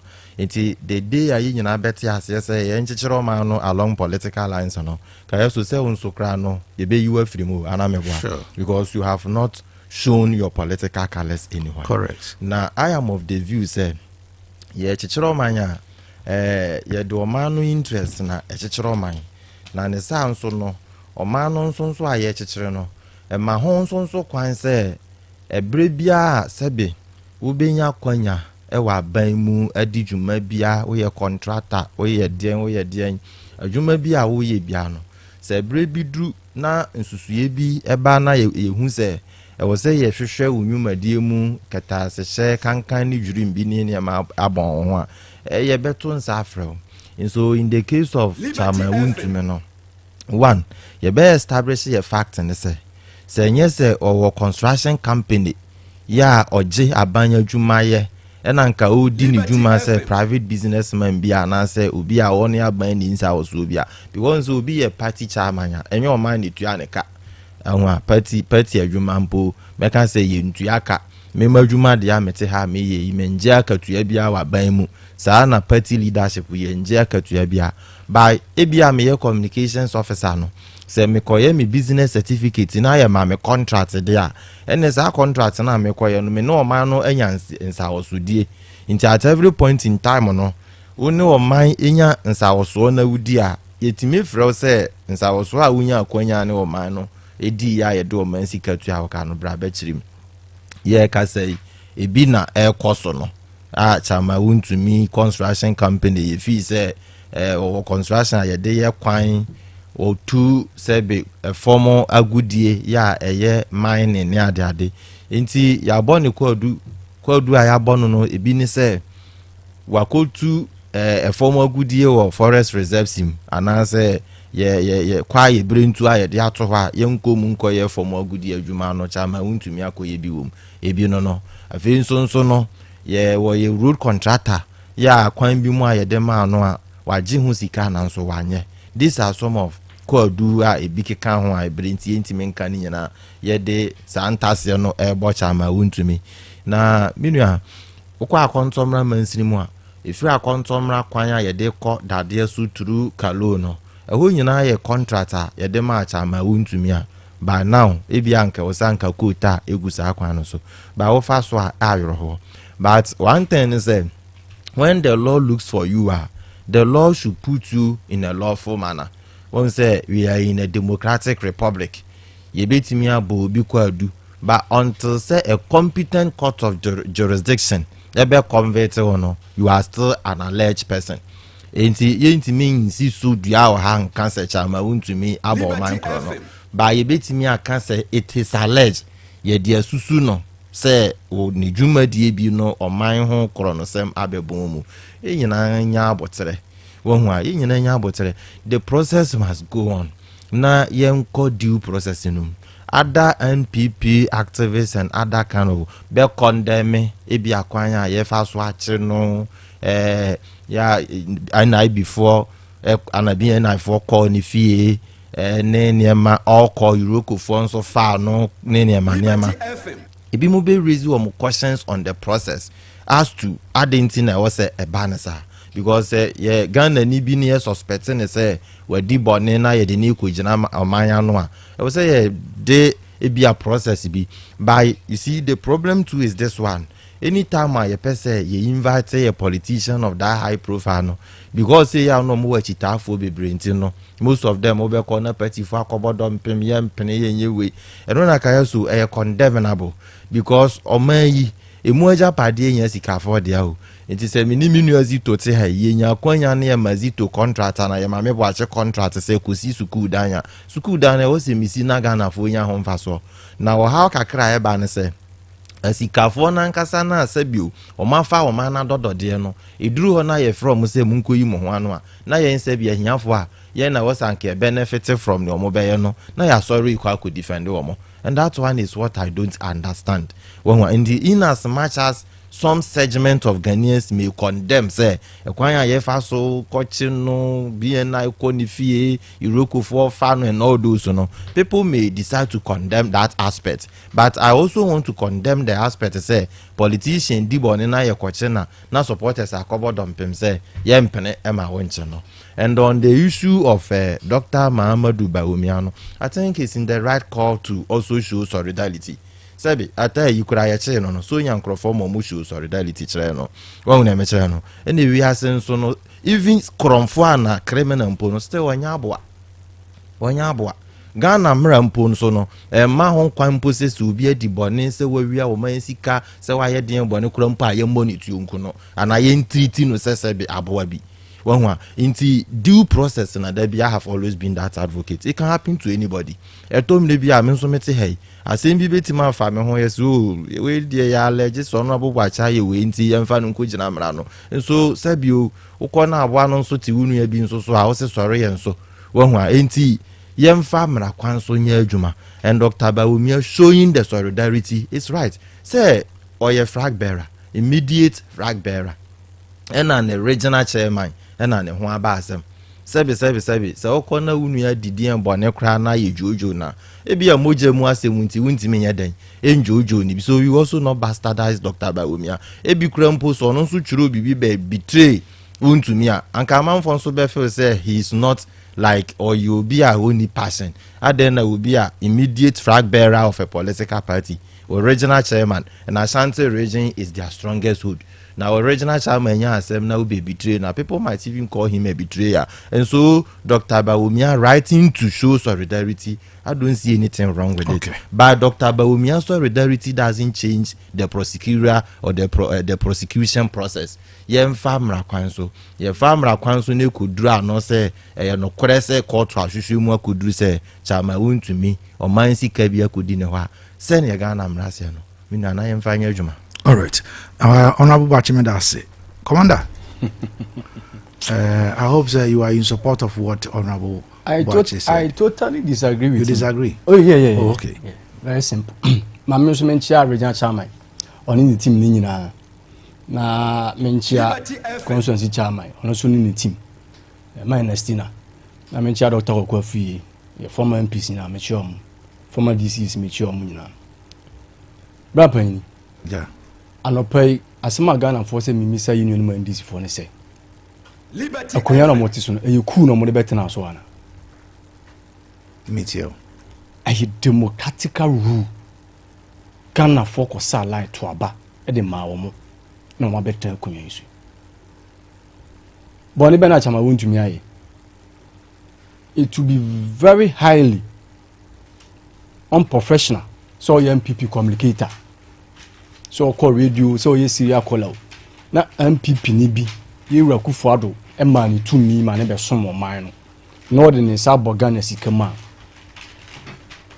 Men defend this any pan. Me sisu bi. O ye MPP communicator, serial caller. Na MPP appointee bi emra kwan so abono. Se o de ne sa Ghana sikama. Men defend this any pan. Because all this ikano kono. Wa mami bi wa wutie mi so wa ma obi we communicator wa ma obi. But the truth of the matter ne say so be ye bone a ye de mra kwan so the rule of law ne de ye adwuma aban we ba konwen so from one person to other me sha se Reverend Tim Fojo bone be no ye all because say wo hu se bibi koso a ebema oman no enu bi ase aka no. And this is for someone Tiasia. Yet the national security ni BNI for a fee. Sitting member of parliament, and Manaso Chess will be MP. Now, so ye boni bi kura na mo pese, mochina, mo de krata or dan speaker, oh, Ghana Mercedes, na speaker Makwan. Ama say ni pan, wako. E BNC, ye ready ni fie. Kwan boneso. National security for call, a mask. Former finance minister or Yare or one manonia or Gia Yaresa. May you know man DC for ako ready ni fie. Ako say ni fie nyoma. Governor Bank of Ghana. The same thing ako so ni fie. Onu po de sense wi ane kra kan ho. Adenta kumi yesi wa ma force publication. Ne boni awa ye nyina nti ye the national security ni BNI for akodi fie akɔkye no. Na the internet also my force publication. Say ye ma force publication e ye court na be determine. Enya me no mienu. Okay. Say Sani Akanyanka Sam George, you don't deserve to be a minister. Okujata Brakwa don't deserve to be a minister. Omane Boama don't deserve to be a minister. E dey say no man kan for Kufu Addo. Pe question bi sami. Na sa denta kumi esi wo hu say Ghana judges bi any petitioners ni bi akotra ba bi ye meeting oye ne sa kra o sa so throw petition to come man panini so man panini de ma hu ni me so petition ni and this for so mon tiase ni akoni fie Rambo Star ama Nigeria wonyem 4 months ayam sisienti na ne ba moja hwiagu akwa ye fa so akire o man no now back to Chama Wontumi. Liberty FM. Police here the inviting also oyare. It's Monday no benya kwan ya den akọ. Ye ti ya ne say national security force share max na Ghana ha. So obi ba ofie no share max. Na say ni pa ya roba. ade ti no pese obehu nanim eso onya boni obedi ahihye max akọ Wontumi fie akọ ready ho aye ne omo pa bia Monday ni due no ne lawyers koya after 3 p.m. now we show up police here di na wo pie na ape yes yoko for say ya che no police here di ko do omde bo chama Wontumi kire say yes wa kwaya galamsey unlawful entry e your forest muni ade ba me tie minim say chama Wontumi our mining conscience e friend akonta mining a small scale mining. There is difference between small scale mining and galamsey. Say you need permit or the documents in the police here di oh pia pe yoko for so say ya chew yoko for say ya chew na aba we set precedence bi a ebeda ho na ahwe yi a ebe affect NDC mabu bi mo ba impanfo ni bi de so mbeko bebe affect mabu ni bi o ba because an officer when you to me ti ba me for to me no enter MPP for me for hwe huna omo now you see amamu ajinsem a say ya na eko diversional tactics omo person omo shift Ghana for attention every amamu na enko yie no so yet Ghana hama okuja tabla akwan maka che Ghana for say Kufuor the private jet etukwan nti say yewra mahama yo bampani not the private jet etukwan no okuja tabla akwa oba resign of in the position so and at na si vice president akosa no ho yare ofia ma no ne a wo ba player of the bag and a private jet and who carry $20 million. The sitting president Oman Paini Yera Mahama and the private jet no did do coin in and out eba Ghana for a bisa question say more position na mo see Kufuor and the plane to coin private jet and na Ghana ya Ghana Airways na wanfa Oman Paini the private jet to coin it is that diversion tactics no and then this information mo yi Ghana for adwin free so but we are telling them say amamo anya rambo sa amamu anya kasa ani gidigidi monya tumi mumma Ghana for feel say 2 million mo sa ka no omu nya so mfaso dan say ne yakowe fie ene yakowe fie ene yakowe fie eno na ye de oman pani era mama anya kura de betra oman ni so Ghana for ko sala na omoto abama o ti say enyoma na mo ka che Ghana for say mo ba mo beye no ena mo mpese mo beye nti sebi nsema ehu hia ena mo di che Ghana for chama Wontumi boni nyina ne se oye galamsey nti yenko ni fie yenche no yenfa ni ntum yenpese lo ye skura be hu no eh ene bibia ne anwa so be kwa ha ya broad daylight ye tu galamsey akontomla mesi akazi subiem MPP wa bamla galamsey o be na ajinsemu akontomla ene ko ye tano menye me bla panini ye mienu nyina ye tano na chi ye kroso nsuo ne aba Liberty FM onfa na ni no konkon ne tano nsuo na ye ene galamsey na sei ba bia Dunko ya constituency chairman of NDC akache military force onu oye constituency chairman to muni hu kwan say omo ba constituency nim so omo be prevent galamsey for all because in the party na aba and akobia is bia west and the forestry nuclear stress say obekọ forest makobo forest o ban virgin forest Kufuor do tie konwa so ni atwa mu duada and NDC for bae omo fum nua de sebi nsuo to ana ye so enyoma Ghana for aka say mo pese mo beye mo di tumi ama mo be so aya mo nya so mfa so mo nya no na adenta kuminom chama Wontumi num kra na mo chichi onum na ene ye mo so be den ena wu na kra na be ka no aba we pen so a na ye mo chichi because o ka no kra na ye be ba be chew you are not even safe you are not safe our country mu ye boye we Kufuor do tiri boni so ene era mahama betra kumia so hwe ne oye ye regi amanfo fie rambo start say ensema hu hianko a electricity base na mama Ghana for 15% enya mo dadwene ensuo na mama mo 4% enya mo dadwene ene school kwala aduane na mu di no enya mo dadwene school feeding for akam enya mo dadwene na mom ye hiamo ane say yanko chama Wontumi ne NDC Babamu, the same President Mahama. Chama Wontumi excavators are modi ja 2 mu.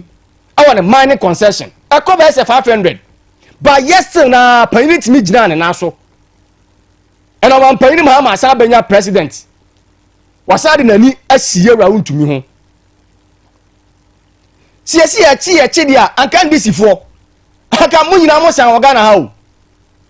Because nyoma boni amu ye no mo pen so ene ye Roman pani ba ye wa kle omu nyina Waka omu nyina including Japanom. Wayi omu nyina free court process a omu kɔ. Wayi omu nyina free mu. De me twa kosi nyina ne sɛ ye bɛsɛ ewura mahama. Amamo enye ntokwa. Eye sɛ wo sumo man no amati mamuni enya so mfaso. Na wo ti Wontumi na sebi akoria no NDC fo. Omoto nka so forever. It is oma mra wo Ghana ha anya adwuma. Na daachin bi Ghana forces se monsa no na MPP ba ma jo mu ye ya menu abo achenti nya condemn yi ye bibi yi o ma ye so condemn. I was expecting say kamenu abo achi be condemn say kwan ye fa so ready am for fie no enye say na be ya daachin bi MPP so ba ma na ye so ye bi a me so metimi atra ha a condemn. But when you sit idle say the course no eye rule of law ben constitution ma yin fa na kire say udon sakra ba ban sikama national security for enru fence war emubu gate ani emere hell unless here the warrant aba ya hwehwe wa ya hu na samra na bebe tinya diu emra bia ni wa say ye ko bi say omo ko no omo so mo kra warrant e ko Wontumi fie. Yes, nobody obia no de warrant ko Wontumi fie omo ko je warrant ni free fa police here the natural ben say omo hia no so yare no mo Monday ne so ye no e na ko ye international security for them call as the just to paint the mindset because or your MPP regional chairman or born home modern for the party say Wontumi a BB contract bi according nsem no a BB na ankoya men try defend it but a kwanya omo fa so a omo de come am for fie one hwe ya obi be protect ne ho na oye ne akosi because me tie na oba me fie o si ma BB atia aban na say BB na oba me fie no amani ya de na besi who the nation say me so me the mra be she me nsem because I say me protect me ho hefa and a police ni you also police for division 4 region 4 e ba be chi obi a ye be she max ni a she kambu mu ni na asefo ye koso nyina ye NDC constituency officers and regional officers no ma pale bi o mo so national security officers evidence be na wo national security officer ben police ni ben e be bo ra fie so be hwehwe wa oba wi. So are you saying say womo ekobo Sam George ebrebi no so womo so no mo address it say omo bo Sam George Sam George no say na no address me say omo address no man national security dressing ana me boa na womo hye mask nema say police ni be chew now we are wadwin say only the prepare so be use force sanko from bo Sam George e dey from Sam George ono try so be to bro Sam George try so be to bro video no ho bet me am Facebook viewers na be maybe say say sankrofo no wo ka say wo mo koyere mo hye mask nema wo mo eye party officials na ye wo mo sa na maybe say sankrofo no den wo mo so no mo hye mask no ene Sam George omo say Sam George no single person na hye mask video no ho no single person omo nim da ho clear hu omo no single person video no ho betnya yi wo Facebook wall ama man for ahwe video no ho no single person na share mask omo call a former finance minister fie na omo share mask governor fie omo share mask adenta kumi fie the same thing reverend kumi fie the same thing what is going on e dey na ekosu amamu opa ni my honorable Boache explaining ma or explaining dem what me an condemn or support aban dey make us a president nyawo kan na mpese ono so me say a president aban we set dey ato wo a daachi bi no ya hwe yi a amanyokuo ti say MPP ba ban ma dey omo yi e bi be kwa akoti omo but I was expecting say nko be condemn say na be ya tina bi no bibi say akoso na nkoso ya mesu menya kwan condemn but so I support say aban no and TMP before Rambo Star without any evidence bia sebi adenta kumia to bibia to Facebook but nensem o kai no so now he was rather saying say on Dr. Mahmoud Bawumia eya adwen oh anu ne de say oni Bawumia be ya adwen but Rambo Star na ye ro Rambo to fie but Bawumia some more kind had to do with the Rambo Star asema wo kan it is on Bawumia ya adwen there then he's in support of what you say so tie na I was say Bawumia former flag bearer sure enti owo ho kwan say o yes ade no to please the party for that is how kan ye ba no man payini mahama sanction ne say reverend team for jo yen ko ne fie chama Wontumi yenko ne fie adenta kun yenko ne fie no de wantimi anka se Ewura Mahama no ye ne nye Midas, I'll come back to you. Honorable Bachi. Yeah, I mean, Midas, you see, you are always doing your job fantastically. One thing I say, before I even come there to Sasema na Ubisa on Sam George Asemno. Say we in century ni kesi you. Yet to Memu Hama, MPP pencil. Yeah, na me pesa politics no. MPP pencil, yeah, the criminal akwa kujena court to Kumasi. MPP vigilante groups. Eti me call to them who could change akunwa simane to said the and they say everyone knows so and you be them so many vigilante groups. Am I yet me one more any national security operatives. Edi fi call to PA. President Akufo-Addo never issued a common simple statement to even condemn it. To say na wa can see politics of equalization. Sade enye one PP pencil. Enye anytime. But if you want to refer them.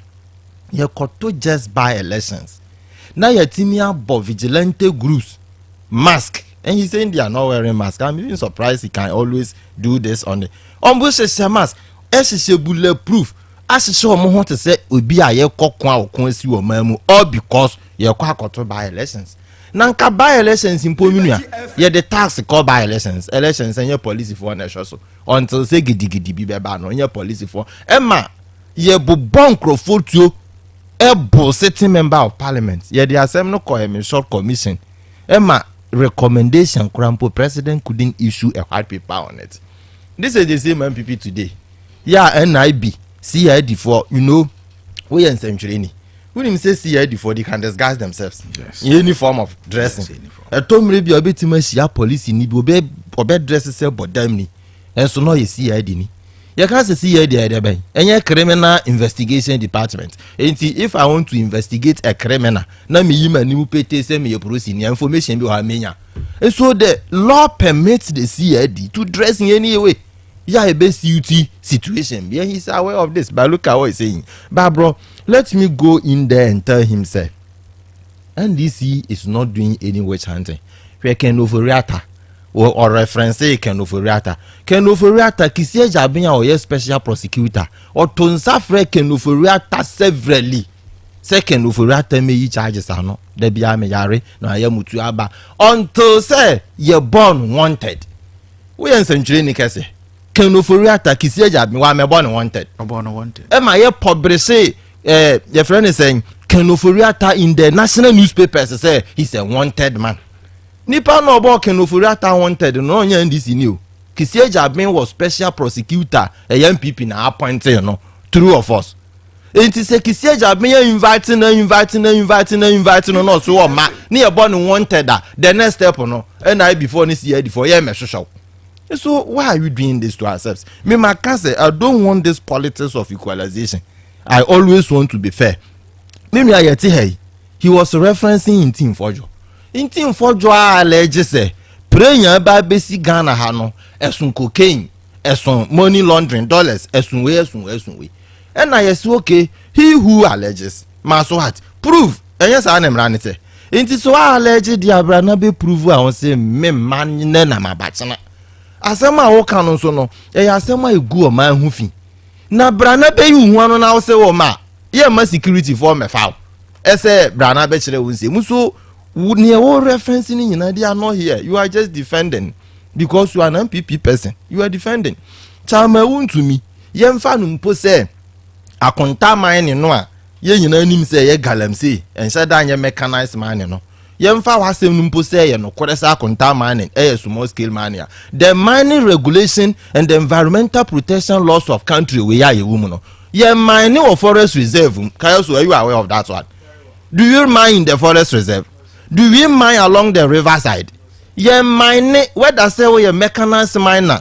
Ya ma license and I ma license no. Ye nye mine in forest reserve num. Forest reserve na Kwame Nkrumah mo penso ya ji ato say ye dey to ha manchiri man nyina no. Ye nye mine wum. E na ye nye mine nsu wo nsuom ani nsu ano. Chama Wontumi akoye mining e wo forest reserve. Enti so obi kura even license kura say onye mining a e wo so okoye no forest a ye nyina atwa ato ho no man. So you see these are some of the issues. So you are defending. But the way I now can say President Mahama what the private jet in the two choir and all those stuff or no. Why are you doing this, my brother? Who Ghana Ibrahim Mahama only private jet. So on the jet na Mahama you see. Very good. It is a me wo minua billionaire or Ibrahim Mahama so benya ni sika nyina kra president ko for time nyina no ye billionaire in Ghana. Enye no echi Mahama be ye president. Na Ibrahim Mahama be ye billionaire. It is a me wo mi billionaire brother. Or private jet. Na me use ni private jet no de ya wo man adwuma. Why na alusu? Enye onu mpo na de na busu ya japade esoma man. And also must say since President Akufo-Addo rent private jet no kwa de. What your brother de mu kura so you be tag yourself rent private jet. Why are you doing these things? Because when we a common knowledge will be any. And so a big communicator like you saying say President Mahama, oh you soon you Ibrahim Mahama private jet no, we call rent private jet, then you are not doing yourself a good to your own self. And me you remedy.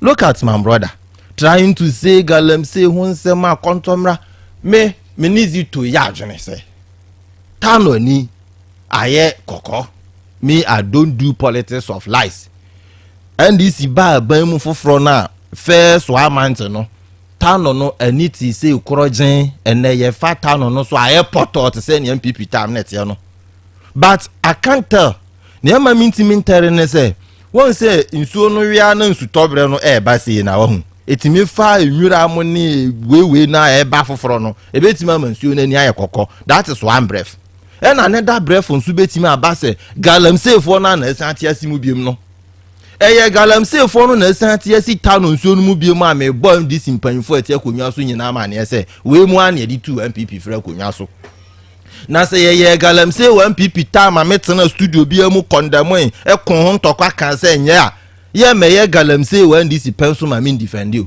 I am not that kind of a politician. Mpanyinfo ma ya ni nkota no ho na ta no na ni na san hunu biem. Yeah, galamsey wo mu whoever is doing it arrest him. Or ya ndisi ni ayenche no because so ya ndisi ni a President Mahama Brenna or graphics o man no. E won so ko tu galamsey say na dwuma o ya no. Ya nchew. Whoever is doing galamsey along the Tano River or in the Tano River will be any say no security apparatus. Yama ya ni nko woni yenko chi nipa no because I don't support galamsey. I didn't support it yesterday. I don't support it today. Say yensuo no so atonti na ani ahona fine. So do investigation and there was a cause of Tano no because any na hono. But on the issue of a contomra galamsey in sense no me maka MPP time galamsey koso wa kontomra their end of tenure is over. It is a ne minfa mani nko hu bi. The truth of the matter is say kaya so me a kontomra constituency mi na mdi midwuma ba mente ho meti yo so he ya na mdi midwuma say galamsey koso wa kontomra mansini mu ampanfo mfa ya ni hwe o because maka untimi bremu pass government for galamsey koso ne say no kure men kan say no kure bi ko min ko hu ba say galamsey ni bi ko so akontomra yentimi fa ho so mbo MPP da because MPP phone ya ba mu na say even at all MPP be ye galamsey wa akontomra they have received their maximum punishment. You 2 omo president, you 2 omo sitting member of parliament are no MPP ni and MPP ni bia ni tumi wa akontomra bi ye DC ya wote ho na prosifo ni sojafo ni bibia omo hye na se a omo wa kontomra owo tumi bia se galamsey ye koso wa kontomra he will marshal the government machinery the security apparatus to stop galamsey in a kontomra enti me say ye no krese galamsey ye koso wa kontomra you can't fault the MPP. I won't do this kind of politics. They are no more in power na ye nyina hwe kwan pa ye betimi afa so akekere wo man ni ye de agya nchirima na nkoye se nipa ba akofo asabiu obe pen mfa so nti no me ya ndisi ni na ndisi ni tu galamsey ono kon pen mfa so de asai nchirima na me metena radio so defend no. I am not that kind of a politician. And finishing it no Zito was saying say amamu enkoye enti ye divert attention Zito amamu enkoye no nti wonte Ghana ha na petrol bo abafom. You know fuel has implication on everything and you are aware say petrol akofom Zito wonte Ghana ha nti wonimu say dollar na mo ntimi anya ho hwe na 2 minika say Hossein Bolt no and the dollar no exchange rate no are stable ama international business front no omonso anyom ahoto enti Zito wonte Ghana ha wonim say nuisance taxes amudi bu Ghana for komu a yi levy den aban ye free wa me ho sesa ka Ghana for botom. Are you not aware of all these things?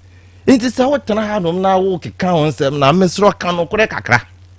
As I speak with you, Obia Koye business or Froka, a basic lolly face should go down by 15%, and this will manifest in the lives of ordinary Ghanaian. One year can inti yesrew. A mamona President Mahame Ebuno de indicators wa mamu hu biano. I show say we are doing well. We are not doing debt restriction any longer. We are not doing all those things. Amoye ya amode Ghana sika kotutu amanase mukosi cathedral no. It is a cathedral na ya nsi ni biem because mfaso ni so say do o ma sika be sika cathedral. Say no aya stop no. And maybe our MPP no hu ni say amamu nko ye dia. Then that is not it. Enti kaya so maybe for the sake of your time. All right. Me now I sit down for see and I'm fast down for my born agro for almost say omo de king corn e dey ababwa so. Me ma akwaje mo akasa. Omo e de king corn e dey ababwa so. King corn dura unya bia ebe ma ofuo no na yo no ayemre. Esan say king corn no weedy side but eno no nsuo. Ne sanse king corn nsuo ninti no ya sanso akwakofa ne powder e dia ba no so betumi e di afu no granules enti se wonya ne granule bia e betumi so aboa one sachet sa 80 grams no eno etumi efele one knapsack sprayer enti bomade ma won sanka bi na emwa ma won so wafu awo ye no ewura na wo hye no entumi enkoye sanse se unya king corn never will let disappoint you. Any Muhammad the biara da. Arunti ma onsa enka king corn now so fashion wafu. Se wo tebe nka sesi abobode na frɛ. Born agro for 0246 519012 0246 519012 king corn ese any Muhammad the biara da. Born agro making farming easier. Saranso so ena Yara Ghana Limited womo akwakofa Yara Vita Crop Lift Bio edi aba wei adura wunya bi na so kokoku ani ebeboa ama kokoko no atumi asodoso esanse ebeboa ama kokoko no anya hodin de dwuma dua na nkasa ho yede no na esan ma pots no so eba no eba akese enti wunya Yara Vita Crop Lift Bio ibia ebeboa ama kokoko adwuma na wo ye no ayekama ama watumi anya mfasode ewom sanse ebeboa ama o yield no etumi enhance no enuti ma wonsa enka Yara Vita Crop Lift Bio na yesanso ewo Yara Mela Activa yewo Yara Bella Sulfan ena sa nnoya mbosi etumi eboa ema obia oye efuo a efa serious ho ne de te se abro emo sogum ne ho nkro ne ba no ne nyina no etumi eye kama enuti ma wonsa enka Yara Mela Yara Bella ni nyina no faboa ma wafuo na wo ye no entumi enye kama saranso ena yewo Yara Liver Natural eno no fertilizer ebeboa ama o vegetables ni koko ni nyina no etumi aye kama dodo na wo patu abomode na frɛ 0540 115748 and 0308 251 060 Zito na was open kakra yeah. I think say educate the public. Meaning you paying can say there is no law HS was here mining our foresting. In November 2022 LI 2462 was passed in Ghana's parliament. Say was here mining our foresting for national interest. Mobile Bamuya na mo say mo the different law e could year free. So there is a law. Was here mining or forest. Then why say we more mining in the forest? No, yeah, chechere wo. Obi die galam say illegally oni permit. EPA mine permit. Ministry of Mining mine permit. Forestry for mine permit. They say no honorable Bachanga say adua tum say na tan on ani asesam. And only illegal. There is difference between illegal mining and your friend say galamsey and small scale mining. But that's what I say. Iti emra wo a chese itimi ye mine na wo forest. Mu na mo se mo de mo ntia se nti mu ba mo be ye afri wo ye hwese mo be ye afri wo. And fast forward. Oh can be say enne tano nsuo na e wo ho no. Nsuo na e to no se fin bi e wo mu na e twi bo se den. Minia eye galamsey na ekoso ditumu prekope se ne oka ase akontom na galamsey no agi nsamu ye free abam ye ni abam biem nti bibi e beka ho meso o de kasa what me say say galamsey ekoso e wa akontomra nti se galamsey ekoso wa ban ne wo na sam oka ne se wo se galamsey ekoso enti se galamsey ekoso e wo honom dia empanifo enwetu but he know it for a fact say galamsey ekoso akontomra tell us ya menini what he say in there and what he said in there one kase galamsey ekoso constituency yes, constituency communications officer from akontomra me no problem aduma na o ye no but wo wasema wo ka to no so no as a referee I don't think I'm mention me situation asema me kan to no so o ye constituency communications officer onim ne ekoso o grounds but se see one can assume so onim so nima ye fan to nche but how den dey wadi atu sure say so na ni asai ba me mana tia say e galamsey e na ere e koso ho de di hobim o si NDC aban amadala bafom e no kre dala na bafom but the reality on the ground so no Ghanaians e bisa say aso enyoma bo wo fom no e wo soro na tia bafom ana enyoma bo ntema afom o and no government na betinya force taxi drivers pragia force omonti omolole first o aboso kan no mo ton inji wo ye na se for omonti so omonti so import duties na mo promise say mo ba mo beti so eno na Ghana for hwe anim say mo be ye free ho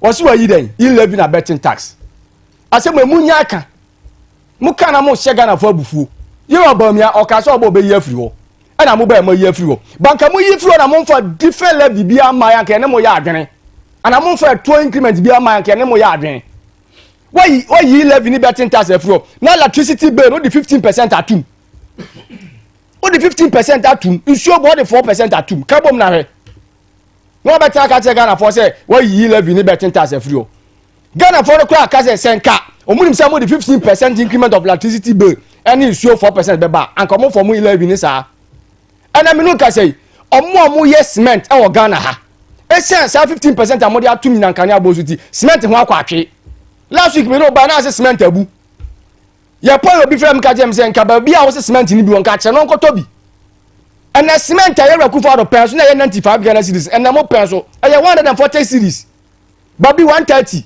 ye nya bi kra ni ato o say dollar ba form miria ko supermarket na koto nyoma na hwe ade a tin of milk aye reku do pen so ni ato ni sen 1 kilo se sen na nam sen kona ko bisa ena milo ko bisa milo bo nya drone ntos ni moko na de betra ya campaign say Ghana font mi nton ya drone ni moko eni ntos no ena mi bisa say kodwom eni e ka jene ne ma ba say 520 cedis no ka jem say dollar ba form say dollar ba form a every reflect your Ghana for bottom u ba ko yesu ena nurses for e dey abeto abonte say omo cost track nurses na midwives omo dey abeto abonte say omo cost strike and omo temu omo say omo cost strike dey ntia mo ba mo ho kakra na mo ye niye ba Ghana adwuma fa katu ma to mu sen 10% liberty abla bandada ne koro o promise o mo 20% to na mo so mo pe mo ba mo 10% nse dollar ba for mo ma Ghana adwuma for NDA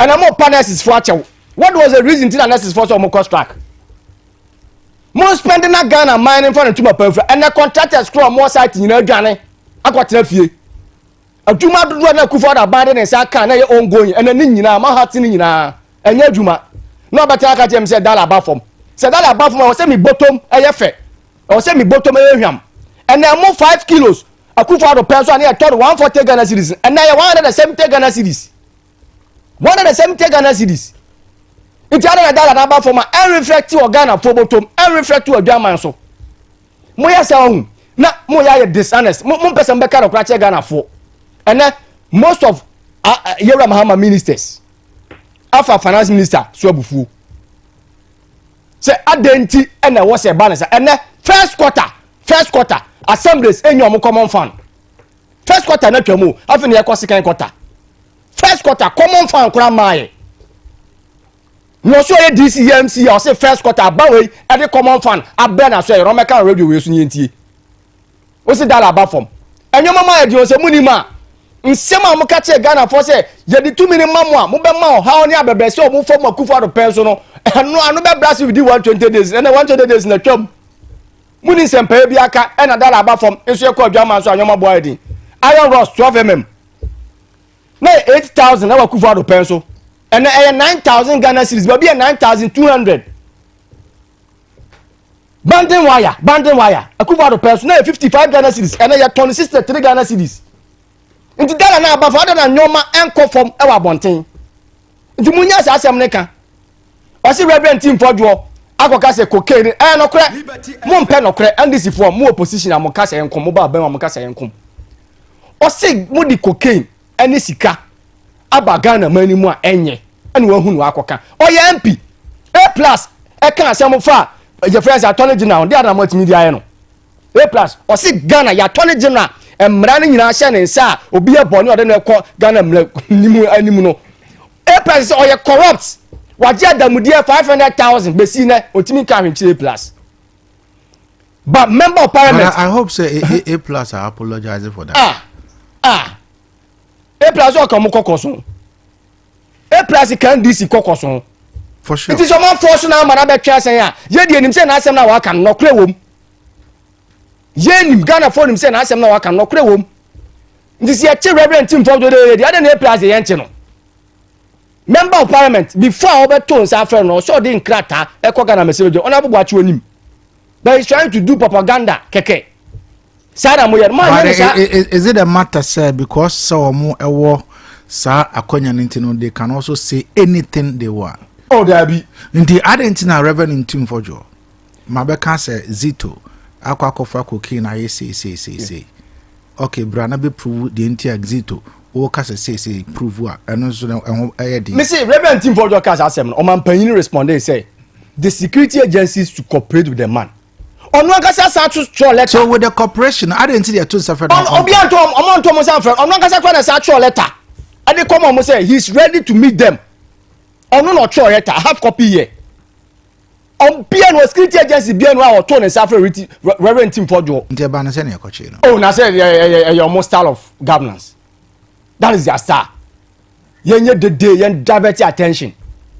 BNI, no single security agency, and I got our tone as afraid, Reverend Tim Fordjo. I be our tron and say my truck will cut out, so Reverend Tim Fordjo, a member of parliament, yet there must be continued here. They be no. Yan cannot grant you home. I'm a monong.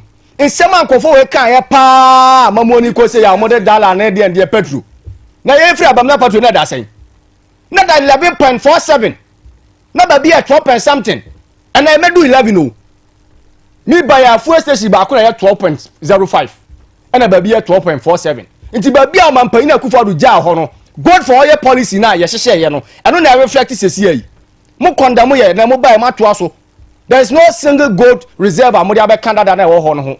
Inti single do mo di biaka. Say. Omo di biaka. Oh the man figure. Omo di biaka. Oh man figure. Omo di biaka. Man figure. 0.8. Obi aja 30 tons. Oh no. 30 tons. You see, at times Ghana, politics. I don't get you people. Wager 30 tons. Into 30 tons na wujai. Nipa no buy and I will say, or not buy and I started a cost. Is that what you want? Oh, is that what you are telling me? Oh, condemn me say 30 tons in the crowd policy in your papa. Into all your boy become. But in say but without the 30 tons and can sack petrol, that's me my form. But Umia gold reserve and yeah for oil. For oil. Good. NDC funds here day. The same program now. Mobile match also. But the same program now. You were 30 point something. And I make say. In the point something no can so almost why be. You make say. They can. You 30 no. I'm condemn in opposition. Oh, I agree. Yes, I'm condemn opposition. It's 0.5 now that back. I was saying more than more. You make us one di bia kan o ka so mo fa one single. Into am so make us. Na 0.5 there. 0.8. 0 we dey for 0.8. O see ye. But 30 ne dey na enye. O dey agi to me. Nti no hu sunsu aso na se see petrol ne ba form no. Petrol no e ho a be sa akosoro. Ye nim dada. Say sa good for your policy sa na tie. Even na nye good for your policy nko a. Bebre na kika ho.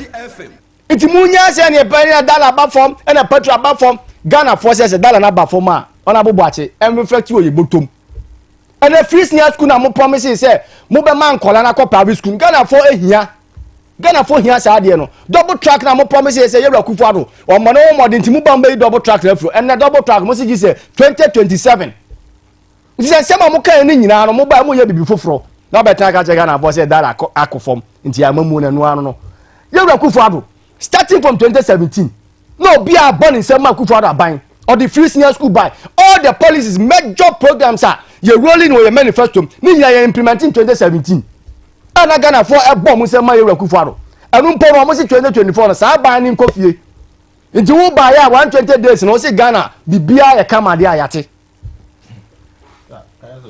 you better say kabim na me patcho just a second.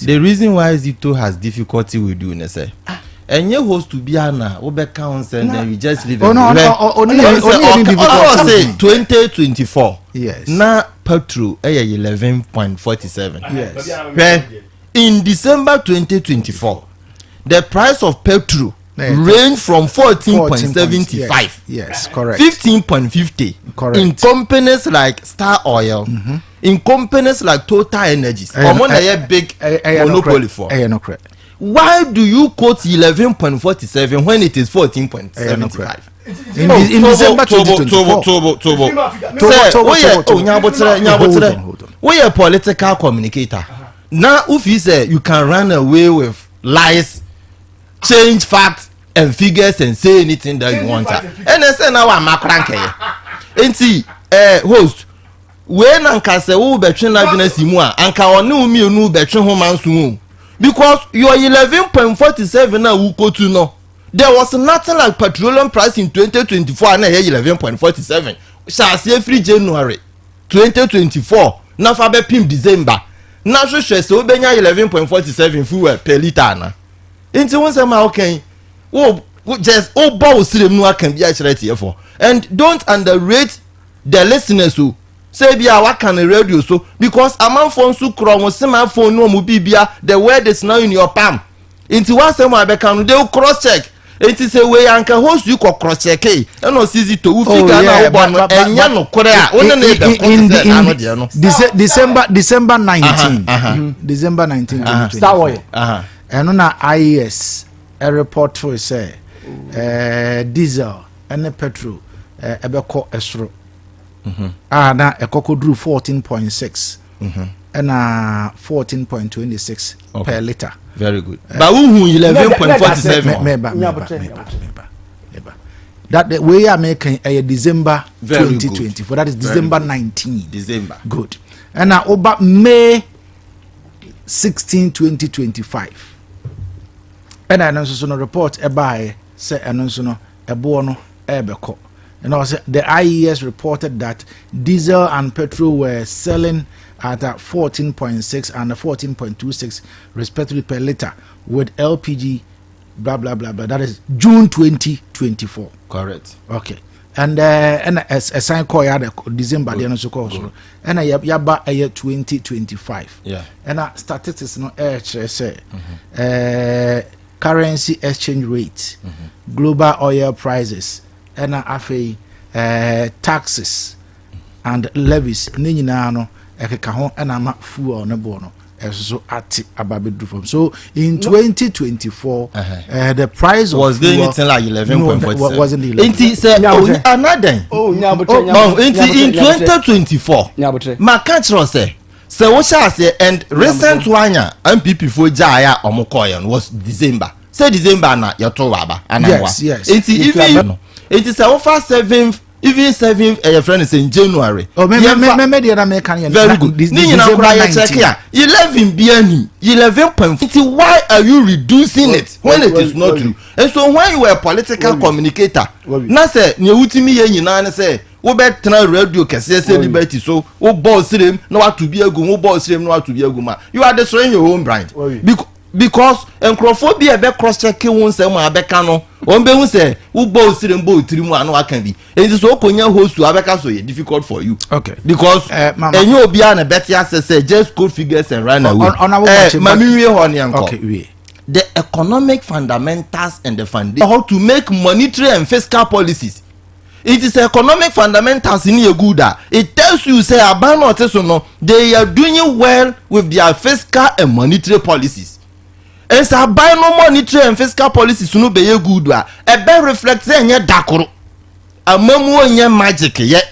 Enti enena economic fundamentals na be ye no. Eniema subsequently ye krefrem anoni nyina no afi de be conform. And so it will reflect. Now the reflection no yen say ene a call form na was a reflected countrywide. And Abano can also take drastic measures to say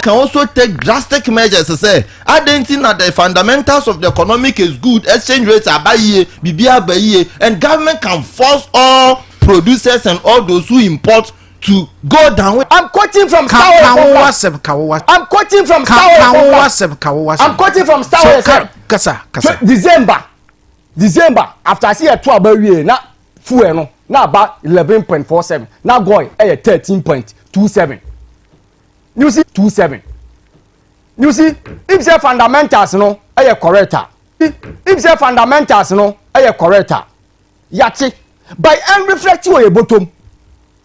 Messi 2017-2018 Ghana ni ben na nyanji wa kufa amamumu. Ghana ni ben anu pa ya implement policies akese ni atutu adwumafo akatu emu no. Ghana ni ben na nyanji. Nti se wo ba 120 days na se wo say dollar na ba form nti o fundamentals ni correct. Yate but the Ghana for can say fundamentals ni correct dia reflect obu bottom. Wo make ya for so Ghana ni say won tin nyoma so. Abla import duty no wo ban tin so. Baby ya kra nyoma na de fan wa ban no ba ye on tin so. Nipa no to pure water no what to nyiram kanya buoma ma no. Se on fo nsuo no kogu fridge na se to ni kanya buoma kan se on tin nsuo buo so. In December 2024. Star Oil. Meba. Omo fly. Hold on. In December 2024, Star Oil Ghana announced and 14.994 RON, that is RON, that is RON also is 95. Selected Star Oil stations were offering super at a discounted price of 13.99. This is Star Oil official website. Yes, sir.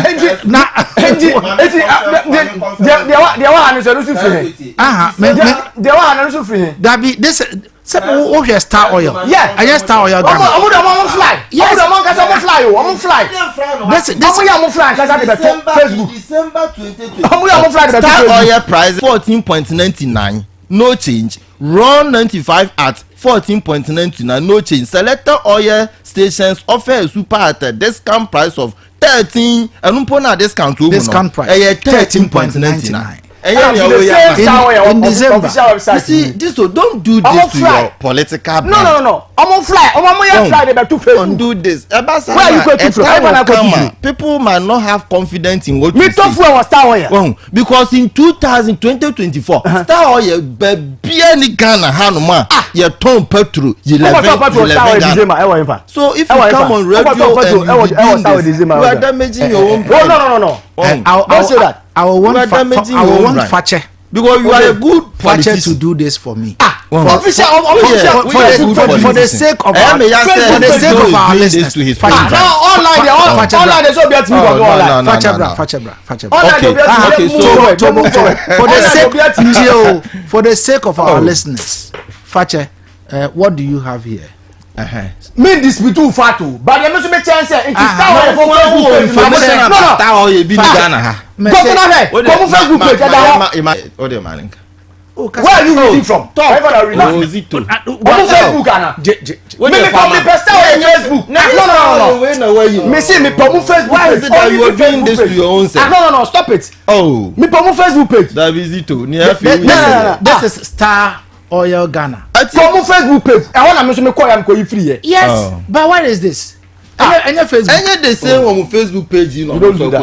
So you have your different figures in Ghana here. Many different figures. Because December 27. December. Yes, December 27. Working kind on your car on high. Engineer, me want to see a different. What do I have? This is not the same. This thing. We are contacting company for what? I don't know to Facebook page. Facebook page. Me say. Now, where fed what is coming? Easy to. Akayasu, the most important thing is see a Ghana for your hand. Yes, sir. Yenya yeti hey. Nim dear for be chen imponate. Enti once a man okay. Some also be across a simple. What we can. But we are telling you, sir, other than consistent, you are damaging your own political. Maybe damaging your own political. Because I'm telling you on authority on record, sir, the whole of 2024, Star Oil, they never sold a liter of petrol at 11 hour can. Let me put 7. It's never so. It's never so. And you're 14. And you're 14. And you're 14. And you're 14. Don't do that. December. This is December 27. December ni January. They say January 2025. And then no. Zito. Massa. Wait, December 27. Because the American but how do we accept official Facebook page? Figures. Official Facebook page. And on Facebook. This is what I have. Then what media better? Wow. Opa ma chawenu to we no so much here for. Zito don't push me yourself. I'm not making a debate difficult. You just bring lies and they should be what lies? Figures don't change. What lies? First all over Ghana.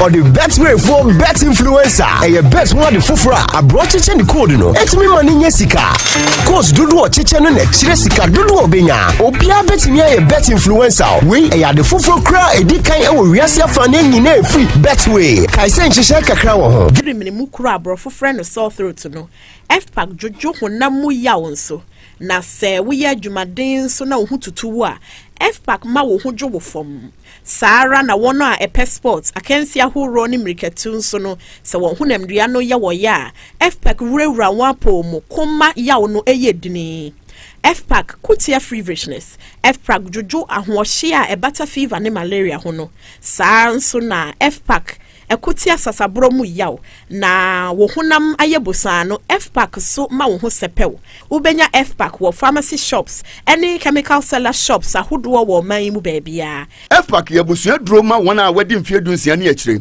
asma ne osa yarefo apemfo ene ma wo ma manu for there and say for fpack say wo for fpack meje usuo me pa cha momo deposit and withdrawal. It's all withdrawal, dear. But you're saying? Me pacho 500 Ghana. You, why allow cash out? Me pacho I. A fair ball number, no mommy why? 02417. Approve why? Me pacho agent's name me pesca be to crime ventures. Hey, into what body need na? She nanka. Me my alert into was me verify. A bribia confirm nipa our request is free in hold answer no why request. So wo jisika ato number bia enye familiar so a frɛ na confirm me answer memfa wo number emma ahoho atribupo ni sɛ wo di cash ekoje cash akasa bia sika ni free ba no ebetimi ye criminal na emra ebetimi ni wadi MTN. Wifey, nesana we active say. Edekane wo be no ammo de nam ho. Jemi Razabren. Na minya araba bazen pills. Edru ma fichi cross wanyo. Etimi ka me say dwe. Bosumi bi wo no he emaye. Etoda ba etimi basi boom boom boom. Ebi nso ho ha. Minya tenka bi akra se me no be hia. What na hamio. Oh, araba bazen pills ba ye. Ejisa haw ni nyina afri ho. Enne moja di me mu afri sane ye. Me moja so ne krojin.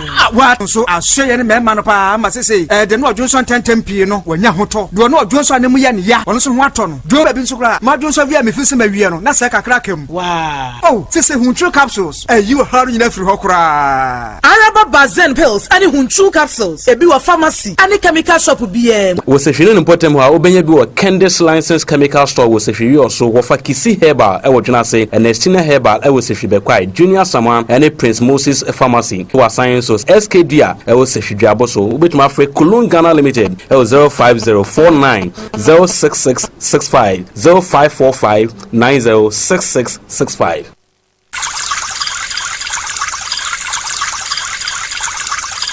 school. Nembum ensua ebema wo atumi agina ope ano. Density natural mikom. Nom density natural mineral water. Biaya yeye ensua no tie pa. Yewo 500 milliliter sachet. Ena 19.5 liter tanoso kwantempono so hwa. Fre 0596 604743 ana 0208. It's media ya wow ejuma. We alone don't come me. We yashio. Ye we here ne wugan. Ana se we ejuma nia. Uchi busomi aketria. And your bill se bre. Na beji lona. Won fe BS yawa. Collateral. Ana se deposit. We here mu bia. Ain't ya fiti. Bill se si will be a wuni ejuma bia ye. Ubetumi abeji loan don't come me no be. Na se wut's nefi na we nyesika no be dia. Hey wow. Ain't it for bills se sia. It was 0596 920 833 ana 0302 200 390. Now what to me chiawo bills. Nemo HSA kakrawo. Bank of Ghana and Sasha Bills microcredit HSA. Bills financing your needs. Alright, I'm saying Emma etiefo nyina akwaba asida anope wodi asa wo waje pene na wama yakwanya ewo ofie mu asida enkoma the big family enterprise big family simen kan so mo eton fridges ahodo nyina ebi se freezers ni aka kan mo de nyina bi o mo eton sara so da television do de chewo nsa be kan bi yawo air conditioners ahodo cylinders microwaves blenders fans sewing machines and decoders yesanso wallpapers ahodo de nyina ebi cooking oil and cooking utensils carpet and afi mattresses your blankets ni nyina bi honum colors ahodo any size ahodo nyina ye will be big family enterprise we be hu dey we also dwunase ye ne frames filling station and edi enumhwe ye branch ba ko esanso a dynasty human rural bank ewo mu na wait me afre 0243 920 371 and 0244 675 960 saranso and telecell Ghana semen control say wo dey just send the keke eno an say wo send eno an no dial *110# ana obe download telecell play app no wa send keke and this ya no mo dey na wo send ya na ya je wo yet bro from dabi we dey eno an so be send free yentel hwe the telecell app no download now so for send wo sika Recov group of companies men kan so mo supermarket wo mo construction firm and wo mo sans hotel wo mo nema na nyina no bibia ekoso ho bia kama and it's all cement na dance wo nema dia for woni echire mu Recov construction trading limited wo mo enkrobata ni bi se hwi also tano so horum na se kase na nkasa wo mo branches ni bi penakro anwem takwa ene miamia ahodo na odu Cape Town Junction so omo ho no saranso so ena Queen Elizabeth supermarket so ho no ma wo so ton pastries milk provisions ahodo de nyinara sugar cooking oil drinks ena ave toiletries ni clothing na 3 years ni omo ni nyina bie wo pe electronics of woni echemu ho no shops ahodo se phone shop anase den wo de bra Queen Elizabeth supermarket ye ho no ye Cape Town Junction ho no oko horma ubenya enema ne bi atosa so na se oko se hwi oso dwunasia GPRT you abro edan no ehwa na ye wo ubehunu se amanfiman rural bank na chiri ho no wo se ye ho no ma bomodin na benye na wo de enisa wo so Queen Elizabeth Hotel so eka adwumakuo no Queen Elizabeth Hotel bia obeda ma ho ato no yes wada na ho eno ene Queen Elizabeth Hotel ye car park no kese saranso ne 24 hour security your rooms ni nyina so fully nyanya air condition kama enti hotel de opa bia obeda ma ho ato wa eno ene Queen Elizabeth Hotel honum na environment na yes in the sense hono home away from home enti ukoda ho dede bia ni ho pasum ebejo Fre 0244878466 and 0534212702 Zito ewaha saranso so ena honorable Boachin so ewaha se na anape yesu yade last week za na besi wa na so sa na si but Zito me pa chop me nko me kan 2023 asem me dey be ti averi o se wa ti ase then you are damaging your the confidence that some people have in you. Minister oil. Yemfa star oil in 20. Because the truth of the matter is obi wo ho no mo be cross check here who say enya sanet here and host to no mpo no ama correct figures you are still giving the whole no problem. Yemfa so Zito yebra no ko me beba mu 2 minutes. Okay. That was a time no ko. What na me ma obi a 2 minutes.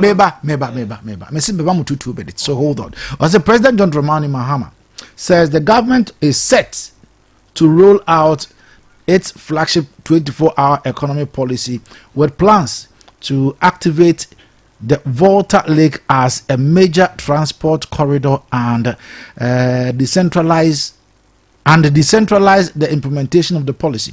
Speaking at a multi-sectorial engagement at the Jubilee House, the president revealed that he has reviewed the final draft of the policy and says it is ready to deliver results. This is what John Dramani Mahama is saying, and when say Volta Lake in Bibia. Now, Zito, 2 minutes. And say your phone lines in so. 24-hour economy. 24-hour economy. Now, say what actually star your humans was very now time and so. I was saying, come activity phone lines. And now, Opa, I'm fine show.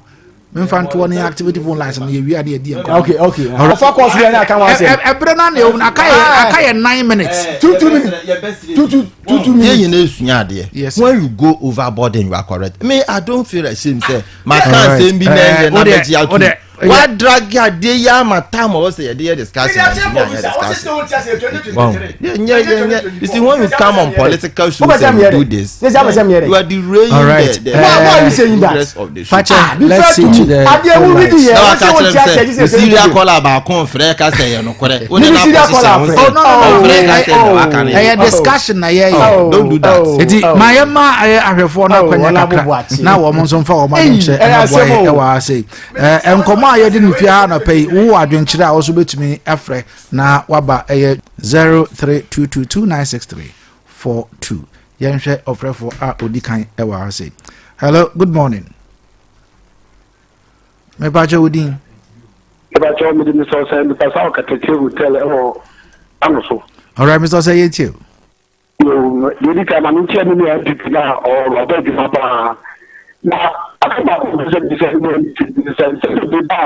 abituni kai ni awutimi da o kai wo ye ni kwa de ni pete kwa de na o na chere ni sa ama sem pa so ne se sem jo bo na mo tu wa e kakra na mo ka no ko ni mai o se ku de to ba ko ka se o mo bala so mo fa pa ni jeta o be nzai se ye ti za o za no ti e se ma ku de to ba ko abokwa ko bi ya o sa so be nzai ma gana fo ye mi se wa ka no ko no won ko nzai because mani de na ba ye no we saw the private jet in the bay.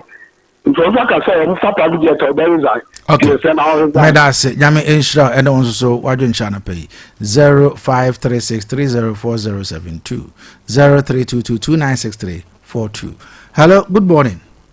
Fine morning. Ajam Pache Woodin. Pache Sumpamina. Ajam Pache Maminti.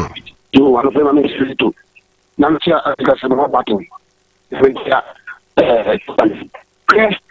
The ya so ka dollars no since about from enya Ghana wo West Africa biara Africa biara dollars na bafom mon ka samu no ma yama na ba dollars no say about from two the biara ma biara ejira musu enfa musu mo ne mo yama jwe say dollars ni wa ne be jina o samu ni so ma forecast fe na ne ma no be ba number $100 and bet map sign.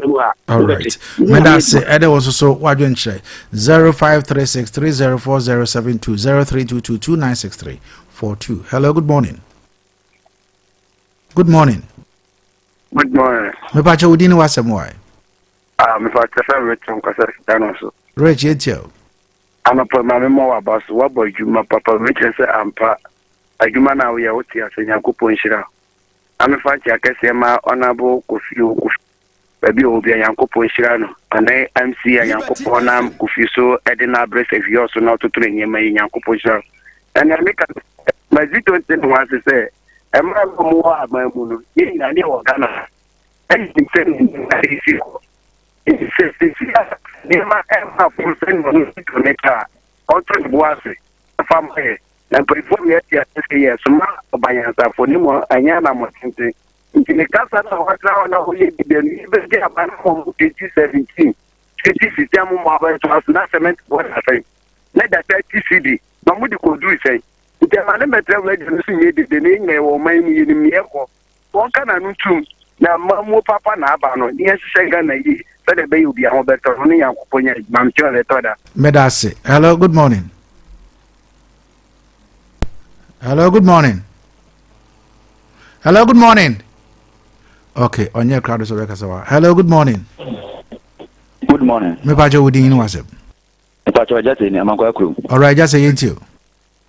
Pacho on a pedi betcha when you mapa obo. Namacha you were Namacha 2 and 2 hardwares, and you were chica. And one now, what was the Colisina, Sinakupon Kong, when I was Mason Queen, I am so young Kuyi. Unia, Omangana Etimono, a idea.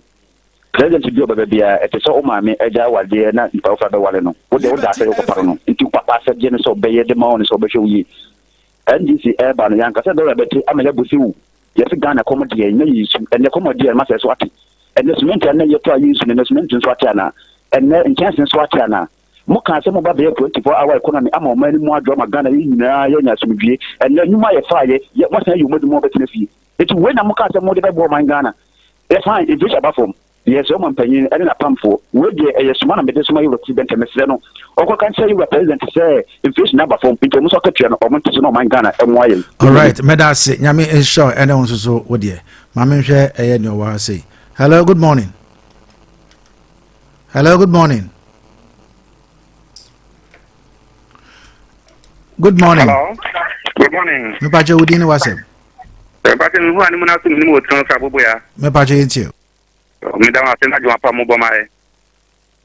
I didn't Kakani or Kansa. I'm born in the magic year, Bayan Dakru. Kakaka Clanty or in this possible Muchas and Kakaka Clan Obayan and a call him. The penny be dear, one even a chin so. Mumbo Obama, Bibi, or no, their crown, Mundi children, modernity, and the front of Mujima and Husa. Yes, but that was 8 years in so and I saw this way, but. Minu fiti majani na no kura kamu mu chinu kranka ye ke mu boma dia se ani pa obecho se be odi oni safi se kamu no ji se kamu mai na to e aman mu ida ma sara ma pa mu boma. All right, meso medase and also so wajenche yemfa a last caller na yemfa NC e wa say. Hello, good morning. Hello, Simon. Me pacho wudi and wasem. All right, yet you. Yes, one beautiful.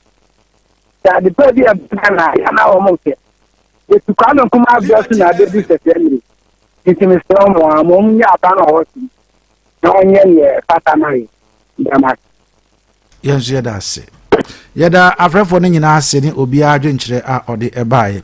Ma menko a zito ho na zito. Maybe no echo, but still, I know so person kasa about the 24-hour economy. Okay, my mouth 2 minutes. Speak. Near Mahama Ekano. And say time I'm manager. So what the time so. And this is biggest manifesto promise. A 24-hour economy. Budget omodi go Ghana mesi bedwam. Ye hu ba bia omodi 24-hour economy no e ko share. Abanya o promise say wo ba ama mabuna be ye adwuma aye. O policy a wo say enam so be ma mabuna ye adwuma aye no. O ba ya what ye ni ayira. Ye hu ba bia afa.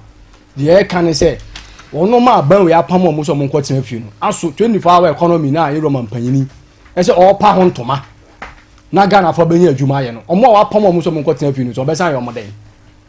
Meanwhile, that for no mum no pama muso mun kofi. Also so be implement 24-hour economy.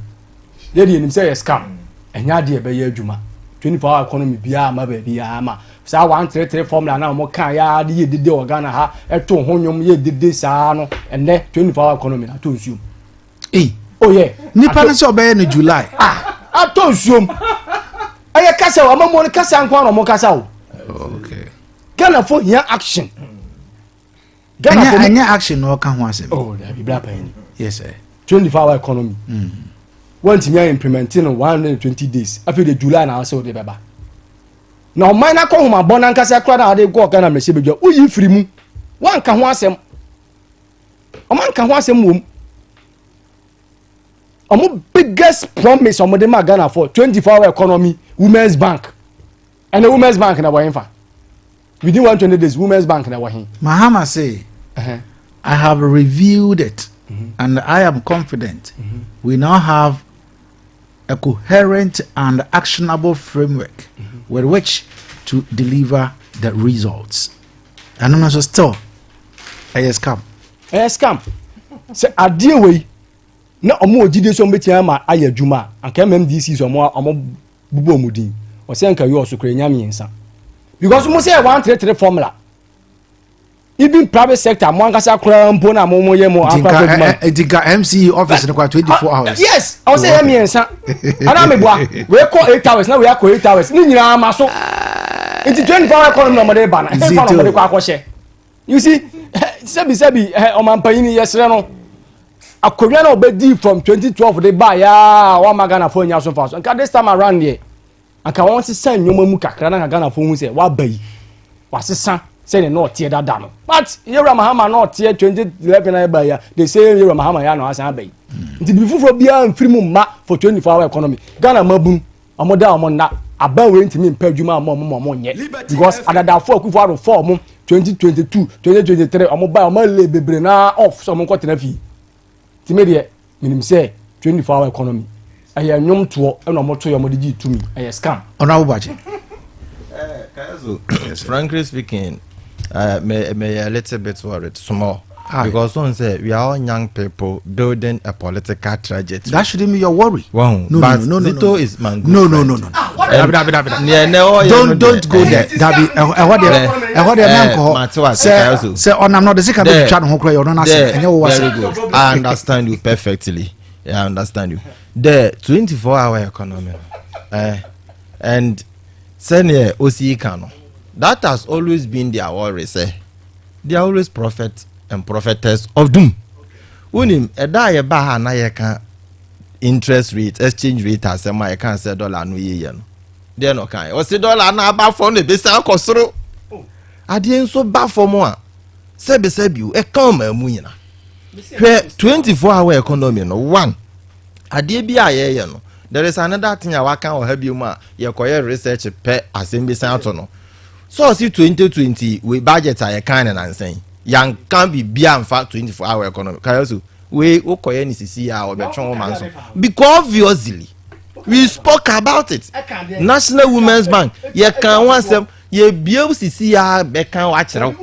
Oh eno na ma na make say we worried about him because gradually no all trajectory be say na say mo be kan bia no utia and fan is serious because o twa nkontumpo. As we speak with you, the president is doing the secretariat, and that is going to be an autonomous authority secretariat a year for 24-hour economy.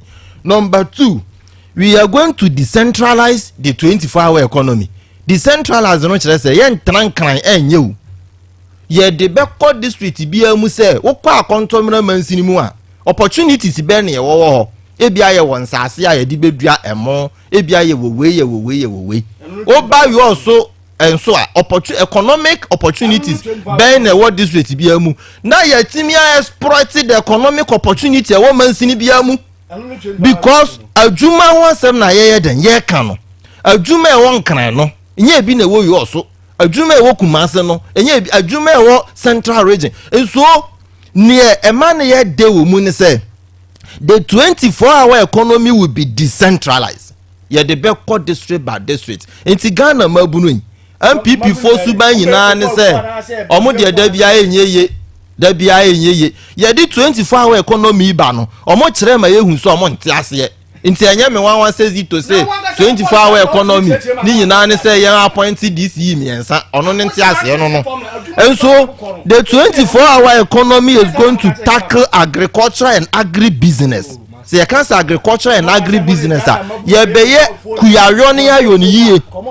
Na areas bi mu ohono mu a omu kuyarono. Inti ni aka no agribusiness. Ni omutimi ye pa ye fish pond, any fish ne ho niema sebe say ye biem na say ye fish ponding na ye fish farming na ye farmer bunu bebre ya one the protein source of this nature inwene ya krafia burochire mane ba sebe if it is poultry farm nkuko funa ye krafia burochire mane ba no ye be reduce sa import no. You understand? So moment system na say and number 2 tourism ye be boost to tourism. O call maybe to say Dubai tourism alone is giving them about 70% of their GDP. You understand? And when we boost all industry and kasa we boost industry, then again manufacturing.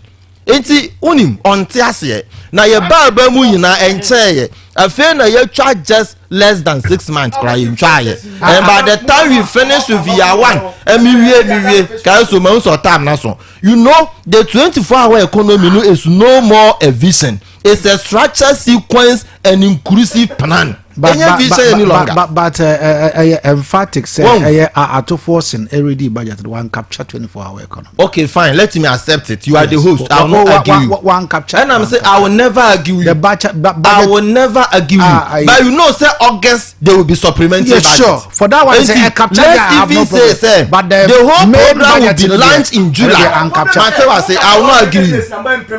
Kayasu, you are the host. Because of the respect I have for you as the host, I will never argue you. And number 2, the 24-hour economy will be launched in July. You understand? July and Yebe launch.